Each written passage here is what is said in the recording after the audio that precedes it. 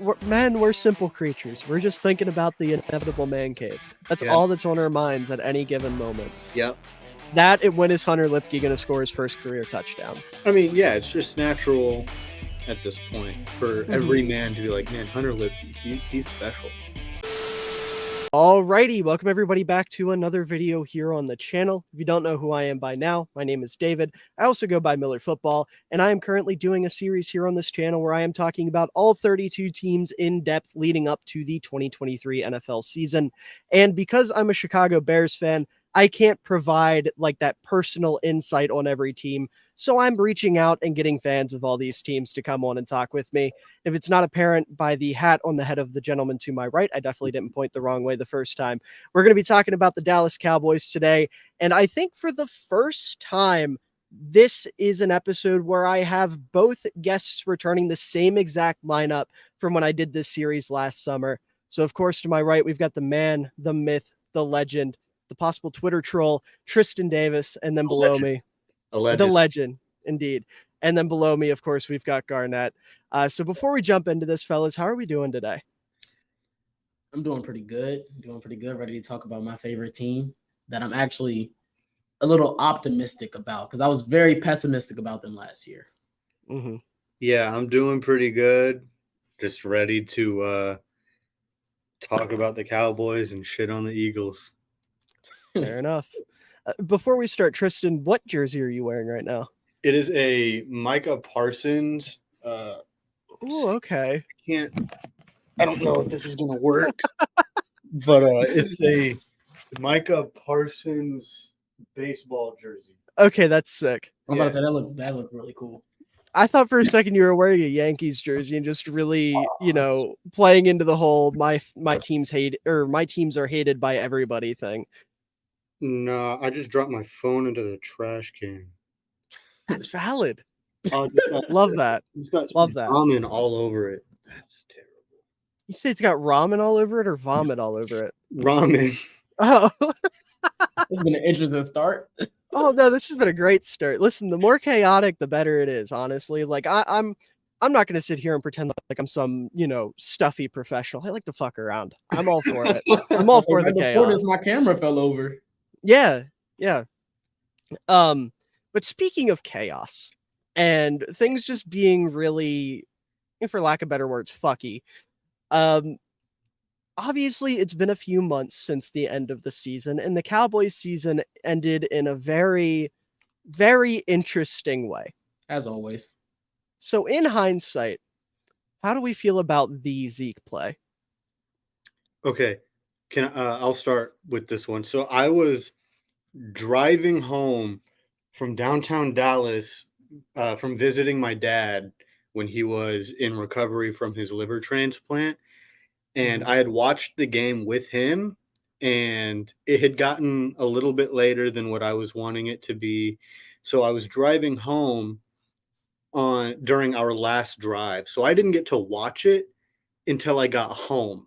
I didn't know if we had won or lost. I had assumed that we lost, and I had already come to terms with that. Like, okay, we'll be back next year. Hopefully things go our way. And then I opened Twitter when I got home and I saw the play and I was totally dejected. It was like I got stabbed in the heart. It was bad. I didn't cry. I was close to crying, but it was not a good day. It was not a good night. It was bad. I was really It was real bad. So when that play happened, I literally I was watching the game while I was actually on my PlayStation with my buddies, but I was watching the game so we could talk while the game's going on. Mm-hmm. And one of my friends were a little bit ahead of me. So I normally turn my headset down as the play is about to start. All I just hear is that Zeke under center? I was like, yo, no way. I'm about to see what I'm about to see. So now I see Zeke lined up under center. I saw Dak take the snap. I just took my dog out for a walk because I was like, I'm not even going to watch that. I already knew I was going to hit. I don't know what the vision was there. I don't think there was one. I guess the only thing I could think is the ball was thrown to Kevontae Turpin. There was offensive linemen in front of him. I guess it was to get them to block because they didn't want him to pitch it back to another offensive lineman and instead pitch it back to Zeke. That's the only thought. But it was like nothing went right. Yeah, I get that, but it literally was just like the play. It looked just like the play with Pat McAfee under center. Yeah. I mean, I was at a loss for words. But as good as a pass protector Zeke is, all it took was one guy. There's only so much you can do. And it sucks that was his last play on the team. Because I love that does suck. That was the only part that really sucked for me. Yeah. Which, speaking of that, normally I'd wait until we get around to talking about the offseason to talk about this, but I feel like this is a really significant moment, not only for, the current Cowboys fans, but almost like an all-time Cowboys moment. Mm-hmm. How bad does it hurt or not hurt, I guess? Just a better way to put it. How does it feel to know that Zeke is not going to suit up as a Cowboy next year and maybe not ever again? Man, it was tough. Like, we all knew it was going to happen eventually. Like, I knew I was going to eventually get the tweet that Zeke has been released. But even when it happened, it was just a little like, man, like, because at least for me, like, I'm 17 years old. Not saying I didn't watch the Tony Romo era Cowboys, but like I didn't really get into football until like 2015. So my first year, we sucked. We were 4-12. Then Zeke came in, and all of a sudden he's this Superman, and he was leading us to the playoffs and all that. And now he's just gone. It's been 7 years. It sucks, but I understand why the move had to happen. And I mean, he's going to be back in Dallas week 4 when the Patriots play the Cowboys. That's going to be interesting. Yeah, that's the part that hurts me the most is the fact that we play him this year, and it's really early in the season. I'm okay with him getting released. I understand it. Obviously, I wish we would have signed him back, but under what role? I mean, the role that he would have served, Hunter Lipke's going to be serving, and I know he's your guy, but I mean, Hunter Lipke is going to be serving that role for cheaper. Is it going to be better or just as good? I don't know yet. I don't think anybody really knows yet. Mm-hmm. But the part that hurts the most is the fact that we have to play against him at AT&T Stadium. That's gonna really hurt a lot of people. So, I mean, what was the other team? Didn't he go to New York for something? Or am I making it up? I'm not sure. He had, I think it was the Jets and the Patriots. Okay, so either way, he was going to come back to AT&T because Rodgers plays there week 2. Yeah, I was hoping that he wouldn't get signed until after week 4. Because those were the teams that were in the running.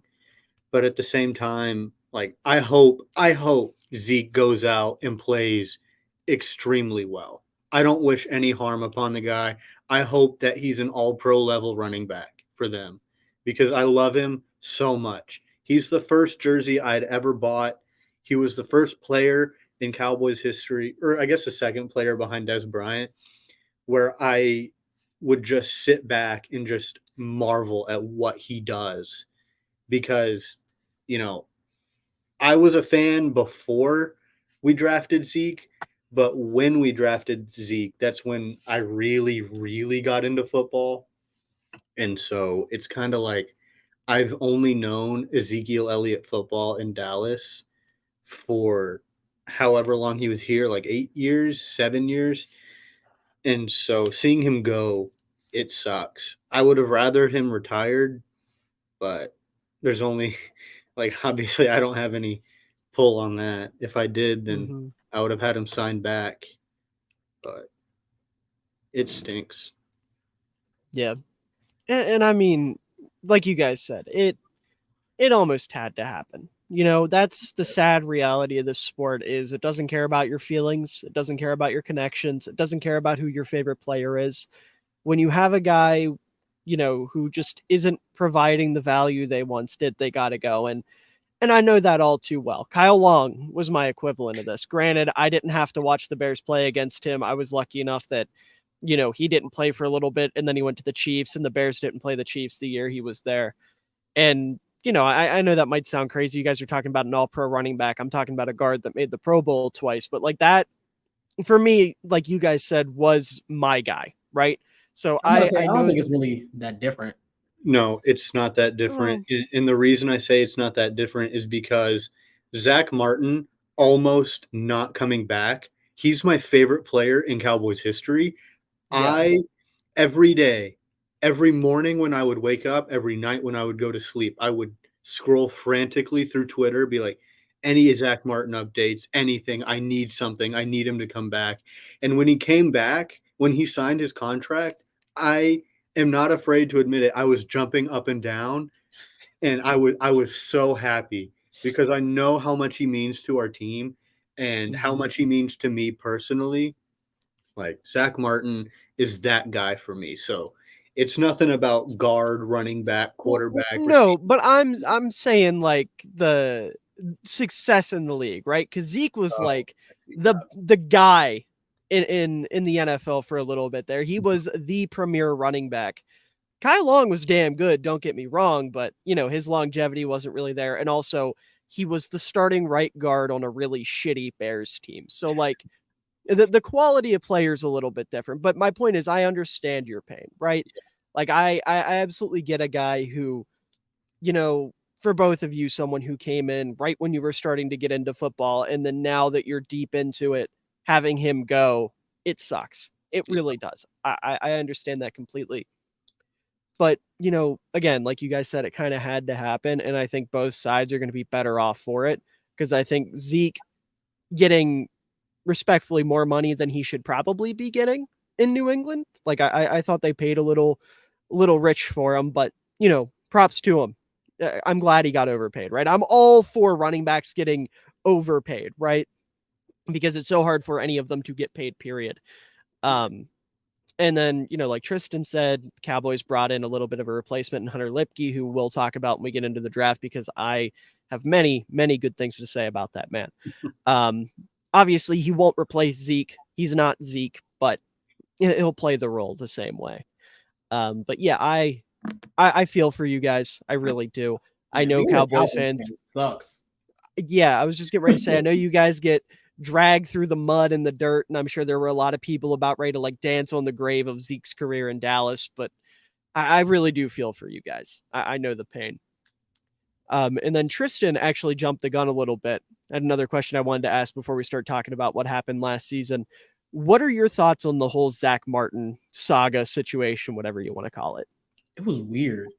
Like the whole thing, like I understand why he wanted to get paid and he definitely deserved to get paid, but it was just weird because it was like no updates at all until he signed his contract. At least for me, at least from what I was looking at. That's as much input as I got to say. I mean, I'm glad he's back. Like we would have suffered so much without Zach Martin. It's ridiculous. We probably go from I'm not gonna say a number, but we would be struggling without Zach. That's what I would say. So for me, it was like when the news broke that he wasn't going to be reporting to training camp, I was like, oh, okay. Well, the fines will get to him, and he'll start training camp when he realizes how much the fines are. And then he got fined like $500,000, and he still wasn't there. And I'm just completely dumbfounded, like, oh my God, why is he not at training camp? He needs to get to Oxnard. He's the heart and soul of this offensive line. After the Jacksonville game, there was not a doubt in my mind that we were going to pay him because one of those 5 guys that played at against Jacksonville was going to have to replace him if we didn't pay him. And all 5 of them were horrific. I think our top 3 pass blocking grades were all running backs that game. Yeah, it was something crazy like that. Yeah, it was a bad game, offensive line talk, but I was never in doubt that he would come back. I was just worried that he wouldn't come back until the season had started. Right. That was my main worry too. Yeah. And I totally get that. I mean, it really did, like Garnett said, it did feel weird. It felt like it came out of nowhere to anyone who wasn't like closely monitoring Zach Martin's contract, which I don't know how many people out there were, but like for most of us, it came out of nowhere. You hear about this guy who is really quiet, doesn't talk a lot, and all of a sudden he's holding out of camp. And the first thought is, okay, is Jerry Jones going to do the right thing for the first time in his entire life? And thankfully he did. Um, yeah, but I mean, Zach Martin, like Garnett said, he deserved it. He absolutely deserved to get his contract re-up, because if you look at the details of his old contract, he signed in, I want to say 2018. It was a 6-year deal. And the way the Cowboys used it, they essentially used it as like an infinite money glitch where they could just restructure it and move money around constantly so they could invest money elsewhere. And Zach Martin was cool with that for a long time. But when you're still probably the best guard in football in your early 30s and your contract's about to go up, I don't blame him for wanting more money, because relative to the rest of the league, the dude was really underpaid. So I'm glad he got paid. I'm glad Jerry Jones and the Cowboys did the right thing, because, oh my God, if he wouldn't have, I don't know if that man would be living by the end of the season. I think the people in Dallas might have staged like a French Revolution style coup and cut his head off if Yeah. he pissed off Zach Martin and Zach Martin didn't play. Because, like Tristan said, that's his favorite player of all time. I'm sure that goes for a lot of young Cowboys fans. He's been the heart and soul of the Cowboys team for however long now. Hall of Fame talent guy, probably arguably the best lineman you guys have ever had. I'm not going to say the Most best. consistent player. Larry Right. Allen. He's That's not why I was. quite Larry That's why I was Allen, not. That's why I'm not going to say the best, because Larry Allen does exist, but it's but one he's A. up there. Right It's one A, there. one B. Right. The other Right. weird part about that whole saga was the fact that it was the same day he just got released to be. I mean, Madden released him as a 99 overall in Madden. So like you were scrolling on Adam Schefter's timeline, it was like Zach Martin 99 overall, Zach Martin holding out. It was just like, yo, it just happened so quick. It was ridiculous. He's like, Yeah. all right, well, I'm the best player on the team, so now I'm just gonna not. I'm gonna get paid like I'm the best player on the Sure. team. Yeah. Which is totally reasonable. I Mhm. can't say that I blame him. So Yeah, and it's not like he was a diva about it. It's not like he was an asshole about it. He didn't go in the media and start bashing the organization. He was just like, "Hey, listen, it's been enough. I want my money. I'm not gonna make a big deal about it, but I'm not gonna play until I get it." he did And I think that's the right way to do it. he did the opposite of be a diva. He supported the organization. He said, I don't want to be anywhere else except for Dallas. And especially when you're talking about a guy who literally has more Pro Bowls, more All Pro, I think he has more All Pros than holding penalties in his career. I mean, pay that guy, pay him. And I'm happy that we did. And honestly, I'm surprised we didn't pay him more. But the timing also sucks, because we did just pay Diggs. We have to extend Dak. And We got to pay CD, and we got to pay Micah. So Yeah. it's a lot coming on at once. So the timing was bad, but I'm happy that we got him. Well, how long is Zach Martin's deal? I don't have the details in front of me. I forgot to grab the details. No, I could look it up for you real quick. Okay, I was going to say, because I'm trying to think of where their money's invested right now, because Tyron Smith, his deal just got reworked to where it's essentially if he's on the field, he gets paid. If he's not on the field, he doesn't have to get paid. It's a 4-year deal. It says 4-year. Yeah, I think he's good through. Oh, this is an old article. Oh, okay. No, it's not. Yeah, it's a 4-year deal. Yeah, it says he Okay. doesn't become an unrestricted free agent until 2025. Mm-hmm. Okay. And then, like you said, you've got Diggs paid. Gilmore's on a 1-year deal, and it's not like he's going to be crazy. I don't know how long he's going to be around in Dallas after this year. Same thing with Brandon Cooks. I don't think he has much longer. You got rid of Zeke. That's going to be a lot of money off once his dead cap goes away, which I don't know how long that's going to last. I'm sure the Cowboys will be able to figure it out, because I can't. Because I can't imagine them letting Micah or CD or Dak go anywhere. I think of the three, Dak is the most likely to go. I was about to say the same thing. Yeah. As Dak is crazy as that sounds. Yeah, it is weird to say, but Dak is like the most up in the air, 50-50. What are you going to get with him each year? Even what It's are you crazy going to to say that about a top 10 quarterback. Well, I mean, he's undoubtedly top 10. Sometimes some people would say top 2, but I wouldn't go that far, but top 10 for sure. Definitely not 2. Yeah, no, Dak after last year, and we'll talk about that more when we start talking about the offense, but like he is kind of underrated right now, which is weird to say about a Cowboys player. I don't know. Every time he plays, we have a top 5 offense. I don't know, man. It's that simple. Whether or not he's underrated or overrated, that's not my lane. Well, I'll tell you right now, it is my lane, and I think he's underrated because people stare too much at interceptions in the box score and don't actually watch the fucking games. See, that I've tried making that argument. I've tried. It was hard defending Dak this year because every time he would throw an interception that was clearly on the receiver, he would follow it up. It was a key example was in the Titans game. I think he threw a pass to Peyton Hendershot. Peyton Hendershot literally tapped it back to I think Kevin Byard. And then literally the next possession, Dak was coming back in a 2-minute drill. Kevin Byard was clearly cutting off Dalton Schultz, and he just threw it straight to him. And I was like, man, I just literally just defended you on Twitter, and then you did this.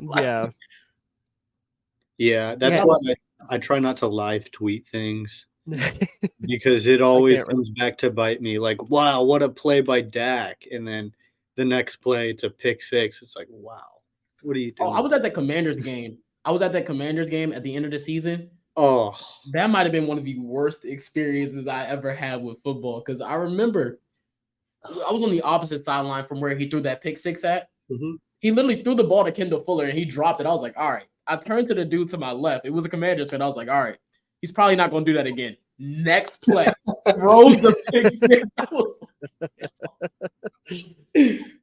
Oh, man. It's tough out here. It's tough. Mm-hmm. Yeah. I was looking at the scoreboard because I remember that day the Giants were keeping it close with the Eagles. And I was like, all right, the Eagles might pull their starter. We might actually have a chance to win the division. And then he threw the pick six. I was like, yeah, this game's over. I already knew. I watched maybe half of the first quarter of that game and turned the game off because I don't remember exactly what the score was when I turned it off. It might have still been 0-0, but in my head, I was like, I'd rather just sit back and relax as much as possible. If we get the 1 seed, if we get the 2 seed, or whatever seed we were up for, I'm okay with it. If we get the 5 seed, I'm okay with it. We can't drop anywhere below 5. I'm okay. I'm perfectly fine with playing Tampa in the first round. I'm okay with Sam Howell just pick apart the opposite corner of Diggs was insane. It was the whole game. He was just picking apart the opposite corner of Diggs. And I was like, man, we really need a guy like Stephon Gilmore on the other side. Yeah. That Stephon Gilmore signing, dude, that was special. Because it was like, I forgot who we signed first, but it was like Stephon Gilmore, Cooks, like that. And I was my gosh. It was Gilmore first. Because I was in study hall for lacrosse practice. And I almost broke all the study hall rules because I just get the notification of the Cowboys traded for Stephon Gilmore. And I was like, I just need another compensation. It was a 5th round pick. I was like, yo. Yeah, that's the most insane thing is we got him. We basically got him for a half-eaten sleeve of unsalted crackers. Real. I mean, it was nothing. So we traded Amari Cooper for him. Pretty much. Oh, that's so sad. Yeah, why'd you have to put it like that? That makes it. I just thought about it. I was like, yo, this is big. It's literally that makes me depressed, man.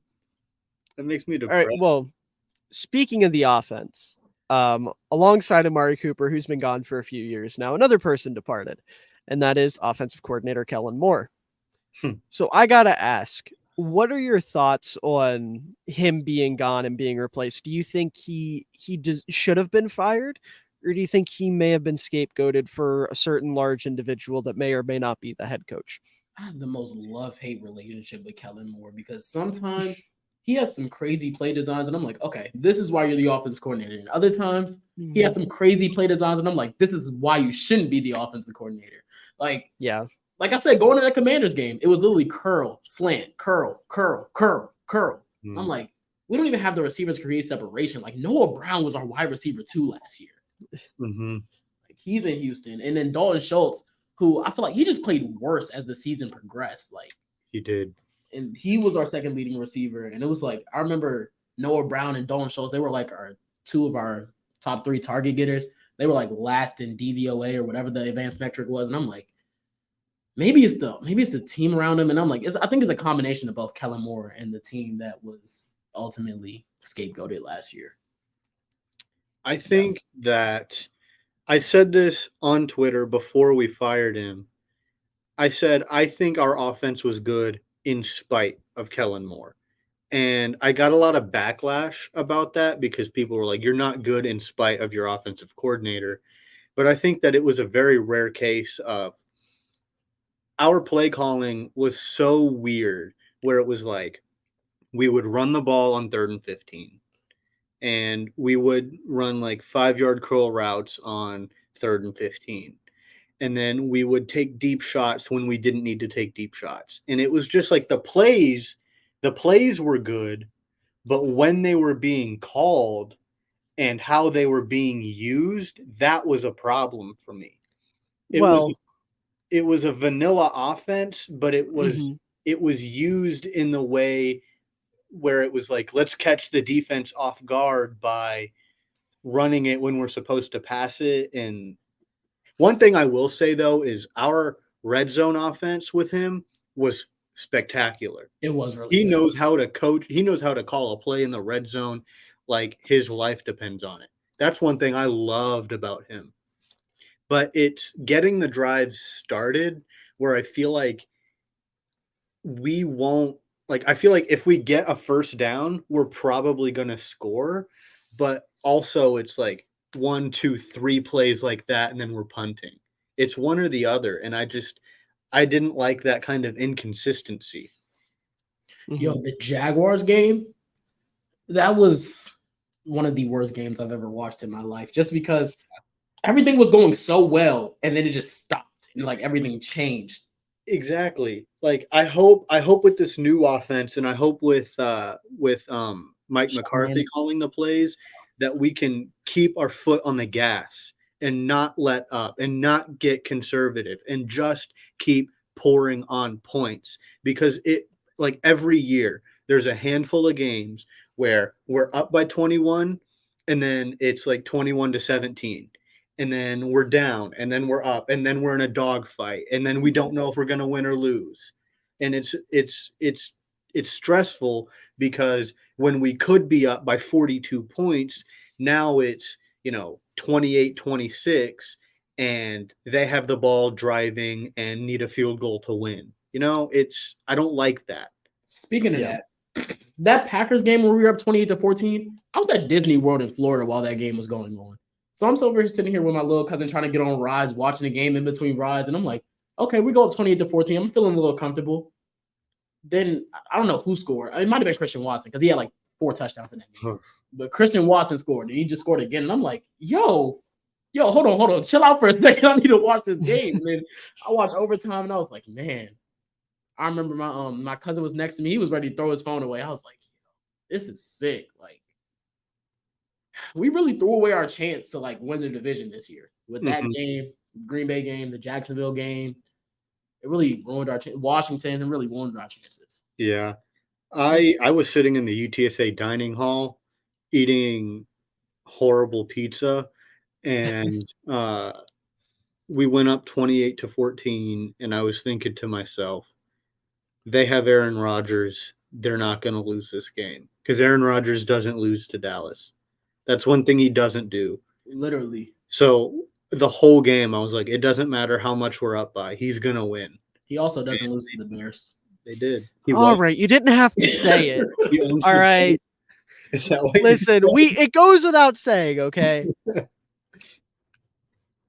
yeah, I thought we had a time to avenge some demons right there, and it just didn't happen.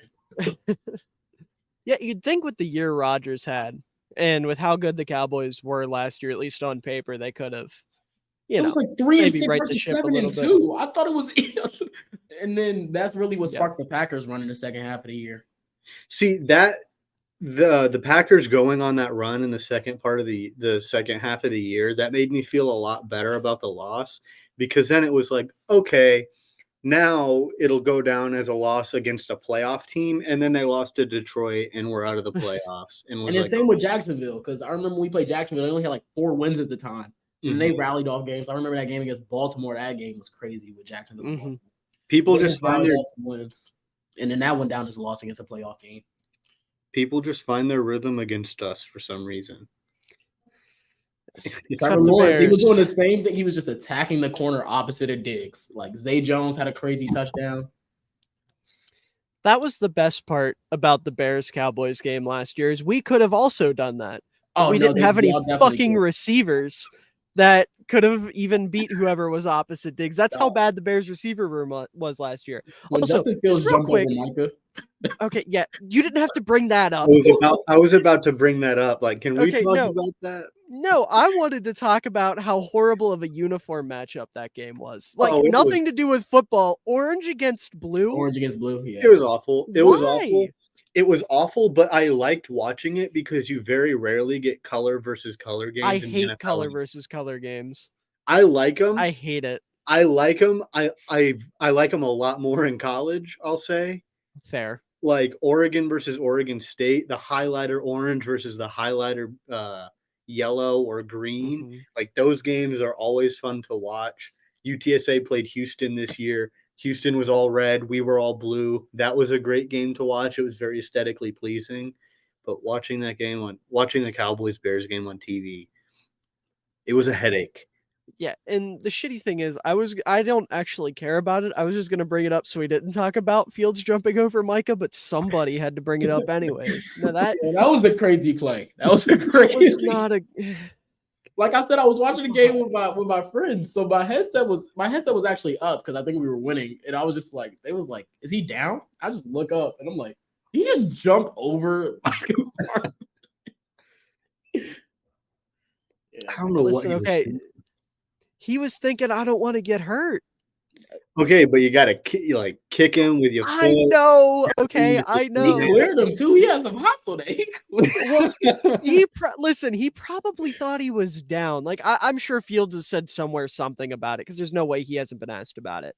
But I don't know. So I'm gonna assume he thought he was down and was afraid of like tripping over him and just wanted to get past him, so he jumped.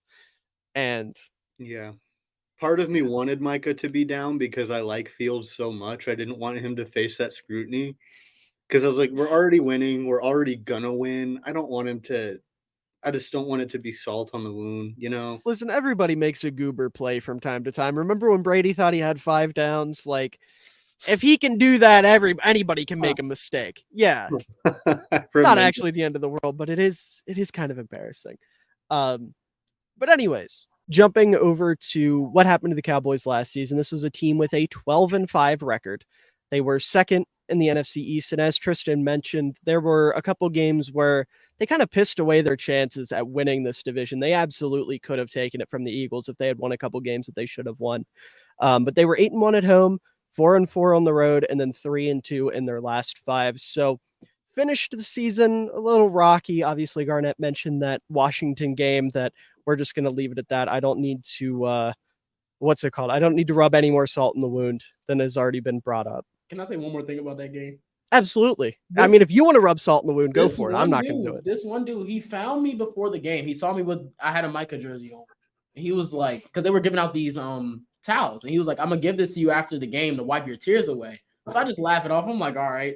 That man hawked me down and found me after the game and tried to give me the towel. I was like, okay, you got to respect the dedication. Like, that's elite. I started laughing. That's some elite level trolling. Yeah.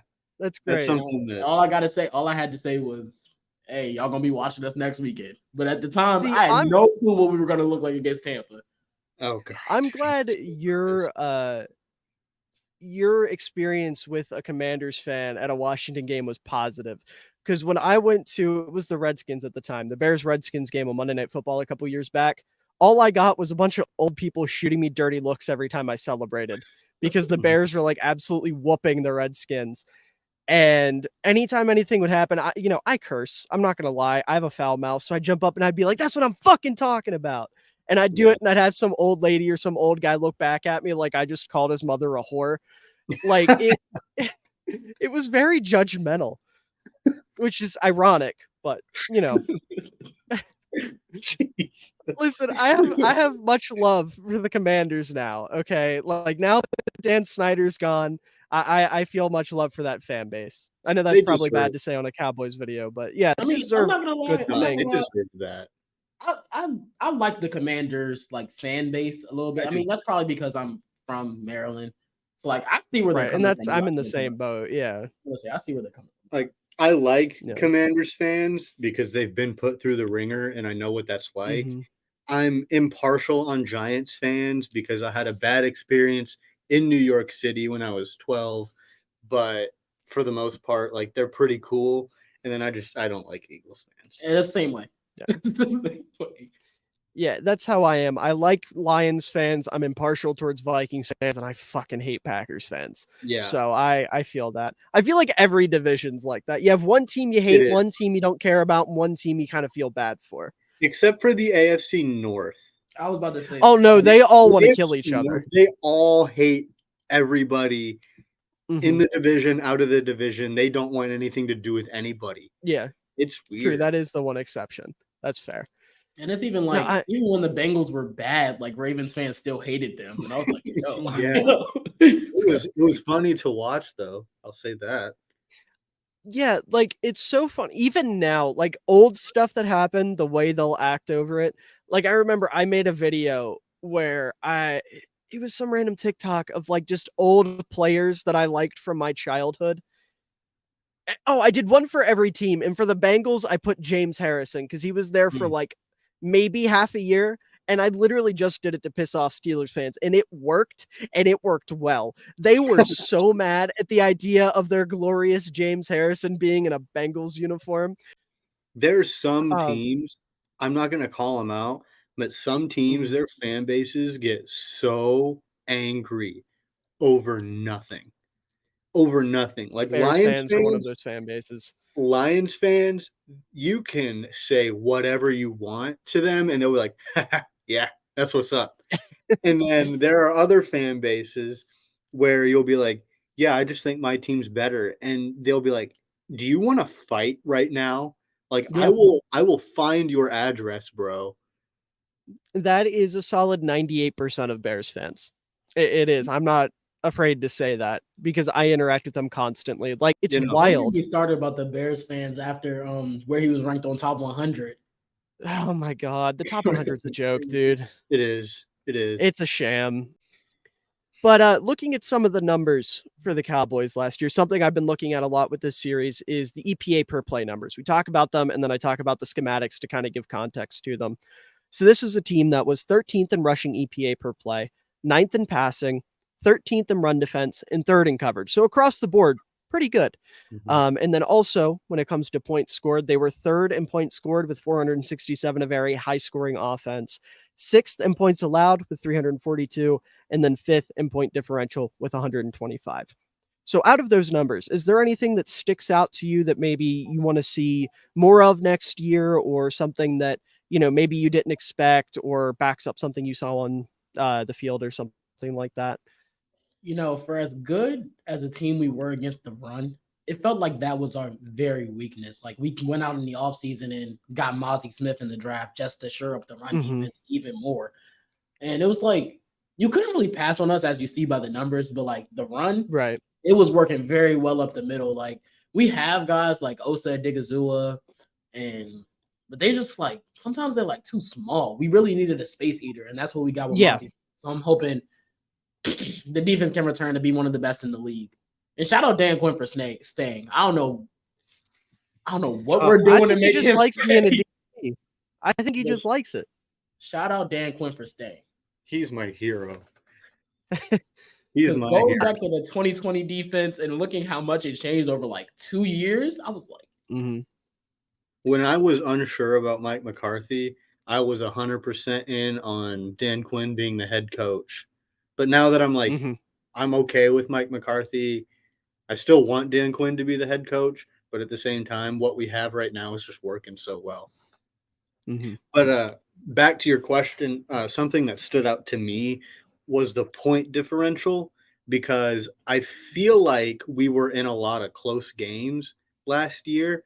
So you saying that we were, I think, fifth in point differential, that kind of Mhm. is shocking to me. I just feel like every game that should have been a blowout wasn't, and then Like some of that. the games where it was like, okay, this is probably going to be closer than people expect. Like the Vikings game, what the hell? And that came right after the Packers game, so I had no idea what to expect. I mean, I was speechless that game, because before the game, I think it was Christian Darrisaw that was like, I'm feeling like 9-1. I'm It was the feeling like Darius Smith. It was the Darius Smith. I know exactly what Zadarius you're Smith. He talking was like, I'm feeling like 9-1. And then we go out and we mop the floor with them in that Kirko chains and doing the gritty and everything. And we locked about. Justin Literally before the game, all Jefferson. you saw was We locked Justin Jefferson down. I mean, that was such a balling and going satisfying game. crazy. And then you get to games like Washington and games like Green Bay and Detroit and Chicago, and it's, what are we doing? What are we doing out here? We got to beat these teams by 28 plus if we want to stay on path to what we want to eventually accomplish. We can't put things on tape that'll let people expose our weaknesses. And that's exactly what happened. Every time we played a quarterback that had good film study, like Aaron Rodgers, he would exploit those weaknesses and he would make audibles. And we weren't used to playing quarterbacks that were making audibles and exploiting those Yep. and exploiting those weaknesses mid game. And we just relied too much on, I guess, this is weird to say, we relied too much on pure talent and not like our mental strength. A So lot of remember, these Boston close Davis game was the games, same way. a lot of these close games came down to our mental capabilities and our mental capacity. And I don't think that it was there last year. I think it'll be here this upcoming season with the veterans that we got and the one more year of Mhm. experience that we have. Absolutely. Yeah. And I think Tristan, you pointed out, and then Garnett was alluding to earlier, the way, namely in the secondary, teams were able to exploit the Dallas Cowboys, considering they had one viable corner on the roster, and then whoever was playing opposite Diggs was just, out there Mm-hmm. holding on for dear life, and teams could just keep going at him and going at him and going at him. That's why, adding Stephon Gilmore is so key, because the way this defense worked, kind of transitioning into the scheme, Dan Quinn, runs a lot of that Tampa too. He runs a lot of like an almost tweaked version of what he was running when he was with Seattle and, the Legion of Boom. It's not the exact same thing, but it's the idea of, we're going to bend, but we won't break. And we're going to rely heavily on turning the ball over, which when you have Trayvon Diggs, wonderful. Absolutely. You want to do that. But when you have, a traffic cone on the other side, it doesn't work. And then you go out and get a guy like Stephon Gilmore, who won Defensive Player of the Year as a corner, has always been a fantastic player. Even though he's a little bit older, he's still got some juice there. I feel like, it got talked about a lot when it happened, but this is like a transcendent move. This is maybe the biggest move any team made all offseason, is just getting another corner. Because now, Dan Quinn can really run his coverages the way he wants to. Trayvon Diggs is going to be able to be more aggressive because he doesn't have to be the only guy in coverage trying to lock somebody down. And it's going to make it's going to make the back half of the defense a lot better. And it's going to make the front seven's job a lot easier, which is wild considering how dominant they were last year, despite having issues in the secondary. Like, Dallas's defense is going to be disgusting, terrifying, blood curdling, whatever word you want to use. Like, it is going to be absurd what the Cowboys are trotting out on defense next year. Mm-hmm. And I think, oh, you could go first. Sorry, I was just going to say, and I think a big part of that is going to be the linebacking core and moving Micah to full-time defensive end. That's going to make last year's defense look like chump change, because we got DeMarvion Overshown, Damone Clark, Leighton Vander Esch. Like, that's a very good linebacking core. And we have Micah permanently on the edge. And we have DeMarcus Lawrence and Mozzie Smith and Osa Odigizua and all these like fantastic players that you move them around just a little bit. And what was great last year is now like going to be, in my opinion, it could be historically great this year. This could go down as one of the best defenses in Cowboys history, and I would not be surprised. Like I was gonna say this earlier. I was never more appreciative for Anthony Brown than after he got hurt last year. Because when Jordan Lewis got hurt, I was like, man, he's honestly a good slot corner. Like, I'm gonna miss Jordan Lewis. Anthony Brown got hurt, and I was like, it can't get much worse than Anthony Brown. And then we trotted Nashawn right out there, and I was like, yo, it can't get much worse than Anthony Brown. It was ridiculous. It was literally every week they were picking on Nashawn Wright or Kelvin Joseph or whoever was on the outside. That was other than Diggs. It was ridiculous. But we do have a bunch of these young corners. Like Eric Scott Jr. has had a fantastic camp. We got Deron Bland. Dude, Deron Bland is going to be legit. I think he tied for the most interceptions last year. Yeah. I know he had a team high as a rookie, and no one talked about it. He's going to make it real hard. I didn't even know that. Job back. Yeah. I mean, this guy was a late round pick out of Fresno State, I believe. No one talked about the pick no one talked about him when he got picked. No one talked about him when he got all those interceptions. He wasn't quite locked down, but as a rookie, he was very good, and I definitely saw the vision with him. And then he just got better and better as the season went on, and I'm excited for him this year. Well, think about it. What happened to the last Cowboys corner that got a lot of interceptions but wasn't exactly locked down right away? Well, I'm not going to say that he was like Trayvon Diggs. He was better than Trayvon Diggs was in coverage, but he didn't get as many interceptions.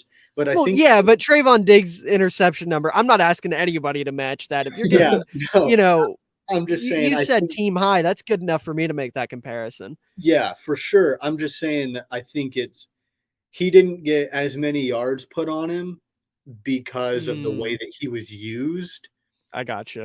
Trayvon Diggs, and pretty much immediately was the cornerback number 1 on our team. So he was getting matched up against the Cooper Kupps, the big time receivers. And then I remember his rookie year, he got tormented by DK. I hated it. It was awful. It was a nightmare. It was like watching a bad dream on TV. Yeah. Yeah, I mean, my point with that mostly was I trust Dallas's coaching staff to work on young corners that have that type of potential and have already shown flashes of something. Yeah. I'm not saying he's going to be Trayvon Diggs, but if there's a place for a guy like that to develop, it's Dallas. I could see it. I could see him becoming a lot like Trayvon maybe. Diggs. I don't know. It's just, I don't know, maybe. We have 4 corners that I can trust, and I can't even imagine me saying that even 2 years ago. Like, we have 4 corners I really trust. It's so nice. It's so great. Yeah. But speaking of coverages, kind of looking at the types of coverages the Dallas Cowboys ran last year. Like I said, this is a Dan Quinn Tampa 2 defense. So they were 24th in cover 0 with 0.7% of their snaps being out of cover 0. They were 14th in cover 1 with 22.4% of their snaps. 4th in cover 2 with 21.3% of snaps, 17th in cover 3 with 34.1% of their snaps, 28th in quarters with 6.3% of their snaps, 31st in quarter half with 2.6% of their snaps, and then tied for 15th in cover 5 with 0.9% of their snaps. So, judging by the coverages, this was a defense that, again, was very reliant on their, or should have been very reliant on their corners. And as we've pointed out, that bit them in the ass quite often last year. However, as you two have rejoiced about, that's not going to happen this year. Assuming everybody stays healthy, which knock on wood, the Cowboys are going to be perfectly fine. The coverages are going to look a lot better. It's going to be a lot more efficient. You're going to see a lot more bending and a lot less breaking. And I'm sure that's going to be exciting. I'm sure that's going to be a ton of fun to watch. And then something else that's going to change this year is not exactly their blitzing, which is the next thing I've written down, their blitz percentages on third down, but how often they stunted on third down. Because last year on third down, between the 20s, not in the red zone because that's a whole different beast, but between the 20s, they were first in the league in third down stunt percentage with 60.7% of their snaps. And the majority of that was just them saying, hey, Micah, go do some crazy shit. And considering, like Tristan pointed out, he's going to be lined up at DN full time, I'm sure we'll still see him stunt a good bit, but I don't think it'll be as much. I don't think you're going to be, blitzing as much because, bringing Micah was considered most of the time to be a blitz by, metric standards and whatnot. Now that he's on the defensive line, it won't be the same thing. But I'm really excited to see how Micah is going to be used as a full-time D end. I think it's going to be something really interesting to watch. I think he's going to be great at it because he's Micah Parsons and he could probably go out and play corner and be damn fine at it. Like, I don't think there's a single thing he can't do on defense. But just as a whole, what are your thoughts on Micah switching to DN full-time? Because I do think it's an interesting thing to talk about. I would like to see him primarily in a 2-point stance. I think he's better coming off of a 2-point stance. I don't have any questions about his leverage. I don't have any questions about his strength or his agility or his bend. But I think that he's going to be the most useful coming off of a 2-point stance. There was a video. We were playing the 49ers, and I think he was against Mike McGlinchey. And he just one arm, Lawrence Taylor, threw this man across the field. He was parallel to the ground and just fell like a giant and then didn't get a sack, but he got real close. And it's just plays like that where if he's coming off from a 3-point stance, I don't think he makes that play. I don't think that he gets that pressure like he expected because he's forced to take more of an outside route. Right. When you're coming off of a 2-point stance, you can go outside and contain, or you can go inside and more pressure. And I think that Micah's job is going to be more pressure forward, more of the go get the quarterback, go sack him right now. And then we're going to have like DeMarcus Lawrence as the containment kind of guy. Sure. Yep. Yeah, I mean, I can just pretty much echo what Tristan said right here. Like, I'm very excited to see Mike as a full-time defensive end. I mean, I'm pretty sure there's going to be some plays where we actually do bring guys on a blitz and Micah drops back into coverage, and I feel like that could even be exciting to throw offense off. It's just absolutely. The possibilities are endless when you have a guy like Micah. He's just very versatile, and I'm excited. That's all I got to say. Yeah. And I think that, Garnett, you bring up a great point there with the fact that he's still going to have plays where he's able to drop into coverage, and you can use that to keep the defense on their toes. And I think that's probably, in my opinion, the biggest advantage of him making that full transition. Because, like, obviously offensive coordinators and quarterbacks around the league are aware that this guy's very versatile. But when you're rushing him off the edge more than you're dropping him into coverage, it's going to create a discrepancy in how offenses approach handling him, right? They're going to be more focused on him rushing the passer. And then you pull something with, like Garnett said, you bring a linebacker, send him out into the flat and have him cover a tight end or something. That will throw offenses off. even though they know he's capable of doing it, they're probably not expecting him to do it a whole lot. So when he does do it, it will be impactful. And I think that's going to be huge for the Cowboys. So I'm really excited for Micah this year.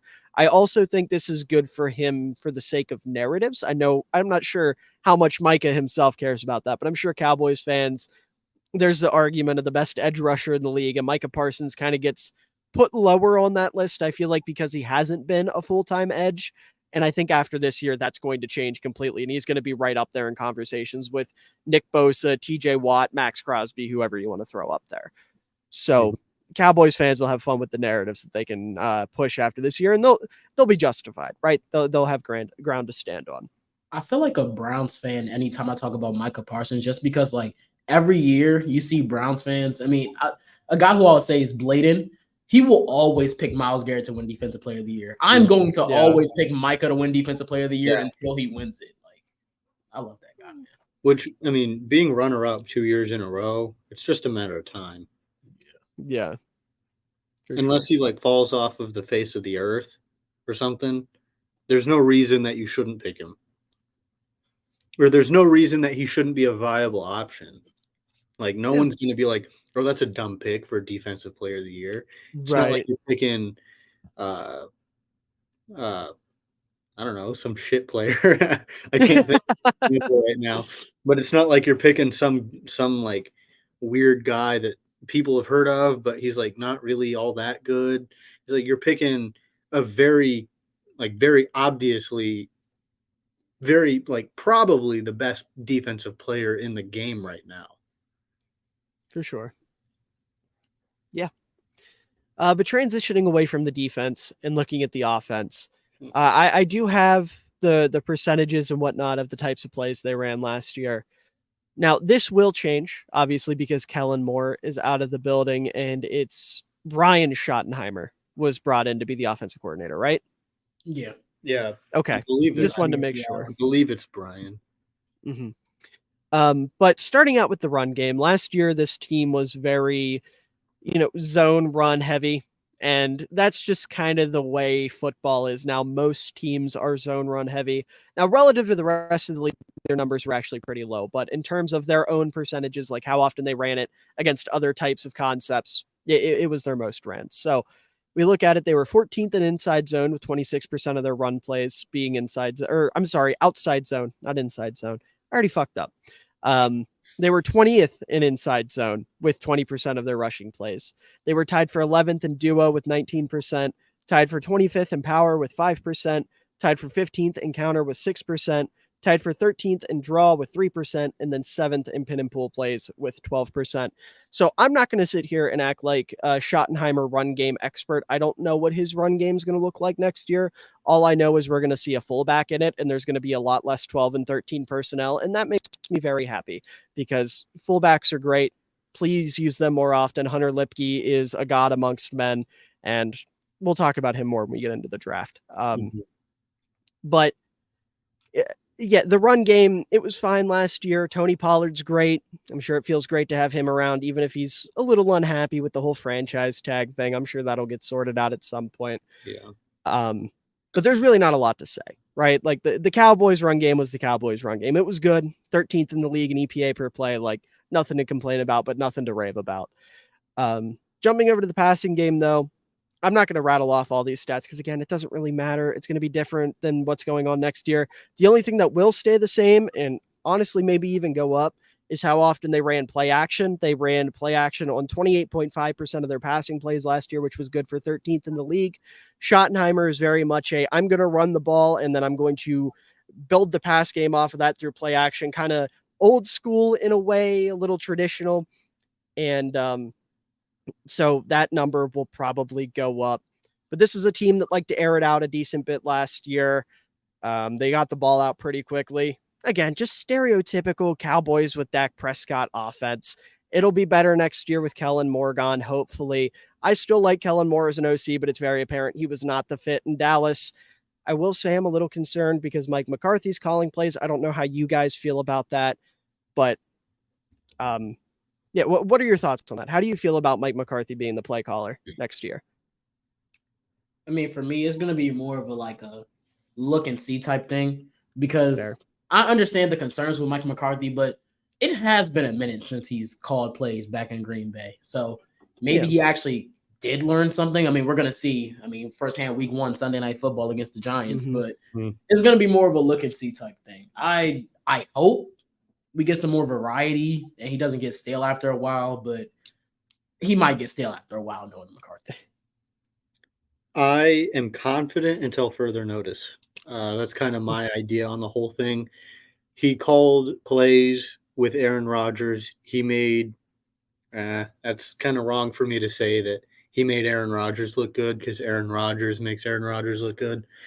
But, if you have a bad play caller where he's just completely helpless, then your offense isn't going to be that good. But I don't think he ever had a bad offense in Green Bay. So, I'm excited to see what he brings. I think that the offense is going to be a lot more simple, and I think that it's going to help us a lot in the long run. Yeah. Now, I will say the one thing that does excite me about this, and I got to bring it back to the fullbacks, is how often Green Bay used John Kuhn when Mike McCarthy was calling plays and, running ship there. And obviously you have Hunter Lipke, who is kind of similar to John Kuhn in that he's got this low center of gravity. He's tough. He's a hard runner. He's a good catcher out of the backfield, even better than John Kuhn was. So he liked using John Kuhn. You give him a more athletic, more versatile version of that, I'm sure he's going to cook. That's like the thing that gives me the most hope for Mike McCarthy, because he could honestly suck. But if Hunter Lipke's getting snaps at a decent clip and actually a part of the offense, I don't care. I'm going to praise this man like he's the fucking Messiah. So that's my big thing looking into next year. Hunter Lipke direct snap touchdowns are going to go crazy, man. Oh my God. The first time it happens, I'm going to be insufferable on Twitter. I'm going to be right there with you, man. I know. I am a part-time Cowboys fan this year because of Hunter Lipke, because I have so much riding on the narratives I pushed about this guy going into the season. Like, he was the number 1 player on my big board. I said he was a blue chip prospect, perfect fullback, and then he goes undrafted. And dude, it's like, when we got him, the first thing I thought was, oh my God, I have to check and see if David saw this. I didn't think anything about what he brings to the team. I didn't think, is this a good signing? I thought, I have to see if David has seen this. Literally, I'm not going to act like I scouted fullbacks when I was looking at the draft for this year. Yeah. But the one fullback I knew was Hunter Lipke. And it's because of you. It was literally because of you. I'm glad. As soon as I saw the signing, I was like, I'm happy. I like to think of myself as Hunter Lipke's strongest soldier, so I'm glad you two thought of me when he signed there. I do think he's going to be awesome. Like, no joke, or no jokes, no narratives, no have funny fullback bullshit. Like, I do really think Hunter Lipke is an incredibly talented football player. He is the best fullback I have scouted in the last 3 years that I've been scouting, which says a lot because I was very high on a fullback last year, Clint Ratkovich, who's now with the Falcons. And there's so much Kyle Juszczyk in his game, and that's like the highest praise a fullback can get. So that would be so great if he could even be a fraction of Kyle Juszczyk.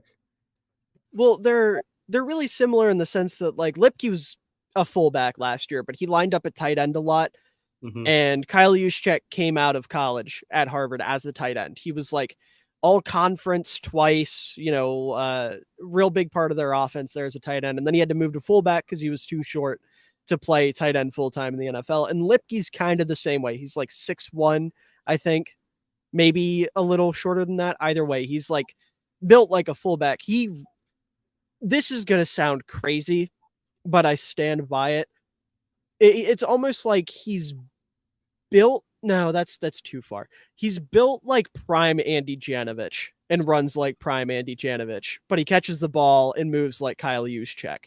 And I'm sure there's maybe 15 people out there that'll understand what I'm trying to say with that, but I'm enamored by the dude. I cannot wait to see him take snaps. Like, have the Cowboys played in the preseason yet? Yeah, we We played played the Jackson. Oh yeah, they did because people were going crazy over Deuce Vaughn. Did he get any snaps in that game? Because I didn't watch it. Libke, yeah, he did. It was more I think he got one Special carry, teams. but I think he got a carry, but I think he was just used primarily as blocking. So Okay, well, I didn't really like scout yeah, him that much and be like, "Oh my god, this guy's great." fair. But No, I I mean, don't. he did his job. I never heard his name called except for I That believe one and carry. that's what he needs. That's all he needs to do. Yeah. He just needs to do his job because that's what fullbacks are there for. They Mhm. don't have to be flashy. They don't have to be exciting. They just got to do their job. We're just not putting the Hunter Lipke design run film out yet. We can't let that. Not yet. Exactly. They can't know. They can't know. That's yeah. Exactly. There's Perfectly going to be a put. play this year where Dak Prescott lines up under Zach Martin and it's a direct snap to Hunter Lipke, and everybody's going to go crazy. Dude, I'm like on the 1 yard line. It's just barrels in for a touchdown to win the Super Bowl. Mhm. That's gonna be crazy. Hunter Libke's Super Bowl winning rushing touchdown is gonna be Injected into my veins right now. yeah. Yeah, exactly. Listen, that would be some poetic shit too, because Kyle Juszczyk was the last fullback to score a touchdown in the Super Bowl. If he okay, I'm not gonna say if he does that because the odds are gonna be like super low. But when he scores a touchdown in the regular season, you have to buy a Hunter Lipke Cowboys jersey. Oh, I certainly will. Without a Awesome. doubt. Awesome. Without a doubt. Awesome. I remember I told you guys last year at some point I want to have a fullback jersey from every team. And originally I was going to get Moose because Daryl Johnston's the GOAT. But Mhm. like I've got so much riding on Lipke and he's become so like personally attached to me and my brand at this point that I almost feel obligated We'll get 'em to both. get a Lipke jersey. Fair. The I'll only just thing own two better than Cowboys one jerseys. Cowboys jersey is two. I mean, I'll just get two Cowboys jerseys so I don't have to get a Packers jersey. That'll be my trade-off. Hey. Oh my god, dude. Don't buy a Packers jersey. No, that's the one team I wouldn't. Like Yeah. I'd have 31 out of 32. I lost a bet when the Eagles won the Super Bowl, and I went to school in a Eagles Terrell Owens jersey, and I like broke out in the highs and everything. It was bad. I went home, ripped that thing up, threw it in the trash, and was like, I'm done with this. Yeah, see, that's the thing. I would never wear a jersey that isn't a Bears jersey out in public, but for the sake of like video wardrobe, almost as corny as that sounds, like I'd love to have that. Or even like at some point when I have my own place to have a man cave where it's just a bunch of fullback jerseys lining the walls. Yeah. That's the dream. I have those dreams too, where I'm like, you know, if I buy this signed Roger Staubach jersey now, I could put it in my man cave 20 years from now. You know, just always thinking about that man cave. Exactly.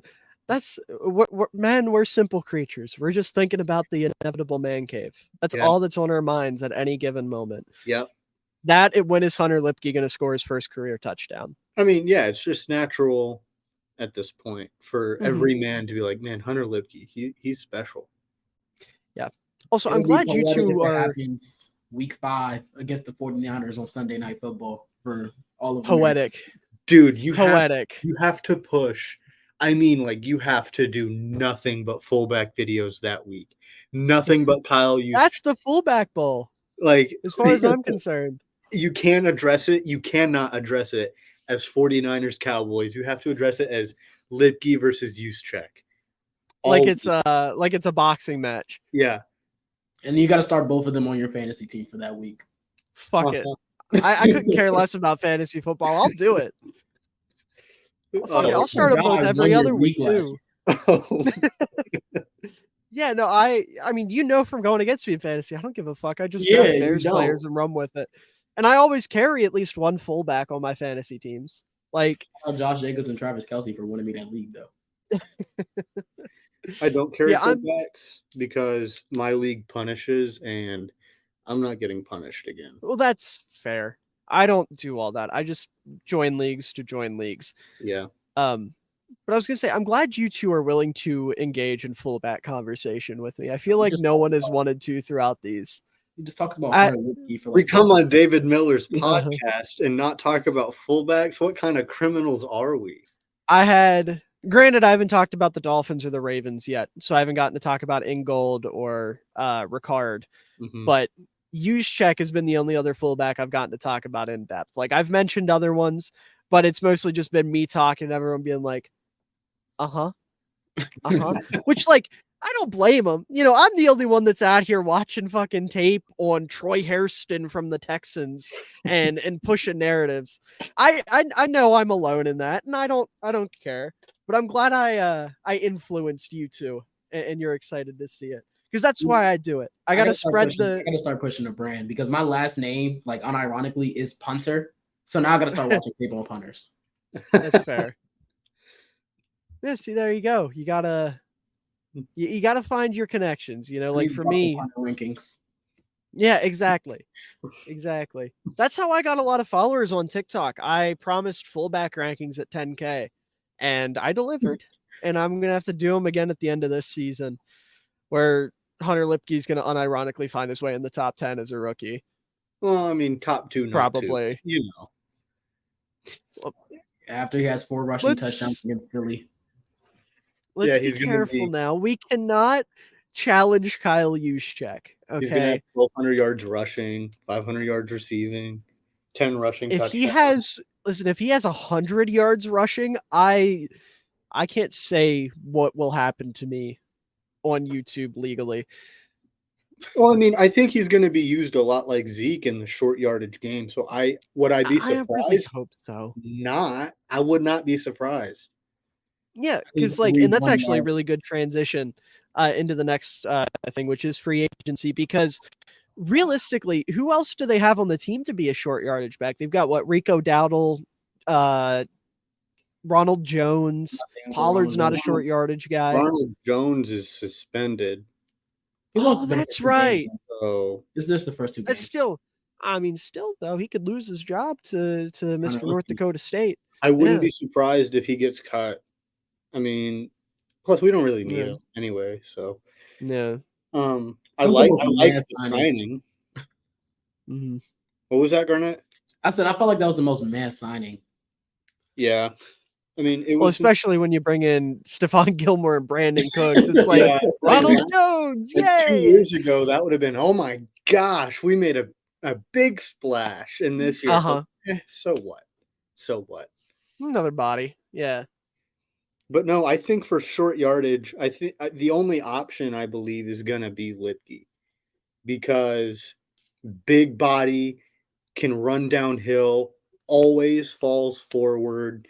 Like, I don't want to risk putting Pollard in at like 3rd and 1 and having him get dogpiled and then something happening there. Deuce Vaughn, if we put him in at short yardage, what are we doing? That might be worse than Zeke under center. Yeah, that would be like, oh, wow. Okay. But I think Lipke for short yardage and goal line, I think that's going to be his forte. Yeah. And he did a lot of that at North Dakota State. In fact, he would line up at halfback on the goal line, and they would bring in because North Dakota State had like 4 fullbacks last year. Mm-hmm. So they would bring Lipke in at halfback and have one of their other fullbacks line up at fullback and run him up the middle or, do whatever on short yardage situations. You know what I want to see? I want to see this so bad. I want to see us line Lipke up at halfback and then bring in one of our backup linemen to fullback like we did with Zeke sometimes, and then have that lineman block and just part the Red Sea for Lipke. Just part it. Man. How about when it's not one of our backup linemen and it's just Mozzie Smith in there as fullback? Dude, I'm gonna. If he's blocking for that, listen. As long as he's blocking for Lipke, I'll allow it. That's going to be like the Dontari Poe jump pass. I mean, Mozzie Smith and Dontari Poe, same person. You know what the best part about Lipke is? Do you know what he does when he scores a touchdown? What his signature celebration is? What is it? You guys haven't seen the leg dab yet? What? Oh my God. No. He jumps up in the air and pulls his knee up to his face and dabs with his knee. Dude, I love this guy so much. He's the epitome of what what the Cowboys are all about. He is. He really is. Just I'll have to send you a video after this, and I'll probably have it playing right now while we're talking, like in the actual video. But yeah, he brings his knee all the way up to his face and dabs with his knee when he scores a touchdown. It's beautiful. gosh, that is so great. I don't know how I haven't seen that yet. Probably because we're the only people on this planet talking about Hunter Lipke. Well, It's been 20 minutes and we're still Right. Yeah, I could talk about Lipke all day. I could too, but unfortunately, there are other players we have to talk about. Nah, they're all mid. Real. But I would say outside of Zeke, the Cowboys didn't lose a lot in free agency, but there were a couple notable names. So other than Zeke, what free agent loss hurt you the most in terms of you think they're going to have the biggest impact on the team not being there, or it was, if it was just someone you really liked and you're sad is gone for whatever reason? I think Dalton Schultz, that one, like I wanted him gone, but it hurt unexpectedly. Yeah. It was like, because I would go back and I would watch some of his tape and I'd be like, he's not as bad as I remember. And then I realized that, like, well, we do have a lot of other great tight ends on our roster, or not great, but we do have a lot of other good tight ends on our roster. And then we lost, who else went to Houston? The receiver, Noah Brown. That one hurts because I played with him in Madden when he was like a 60 overall, and I would jack up his stats to where he was 99 everything. This was like his rookie year, and to see him grow in Dallas and just get better each year and then eventually become like a pretty good receiver 3 or 2 or whatever he was. He had a drop problem, yeah, but seeing him go, that was upsetting as well. He also had he looked too much like CD Lamb at times problem.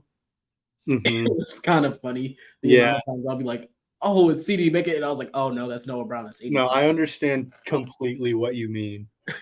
It's kind of poetic how he left the team because Zeke was the one who really paved the way for him to get on the team because he was one of his best friends at Ohio State. Really? Gone in the same offseason. I really don't have like a big loss that hurts the most. I mean, it was just kind of funny because like me and my friends, we always do this thing of what team you used to play for, like, and then say the team we rep. So like Luke Gifford got a tackle. It was against the Bears in the preseason game, and I was like, what team Luke Gifford used to play for? And all of it was like, who is Luke Gifford? He was like, he was a linebacker for the Cowboys for all these years, a great special teams guy. Yeah. I had Luke Gifford on Madden Mobile one year, and he couldn't tackle for anything. That's the only reason that I know who that is because I just remember hating Luke Gifford so much because I'm like, dude, you can't tackle anybody. But yeah, it's tough. Yeah.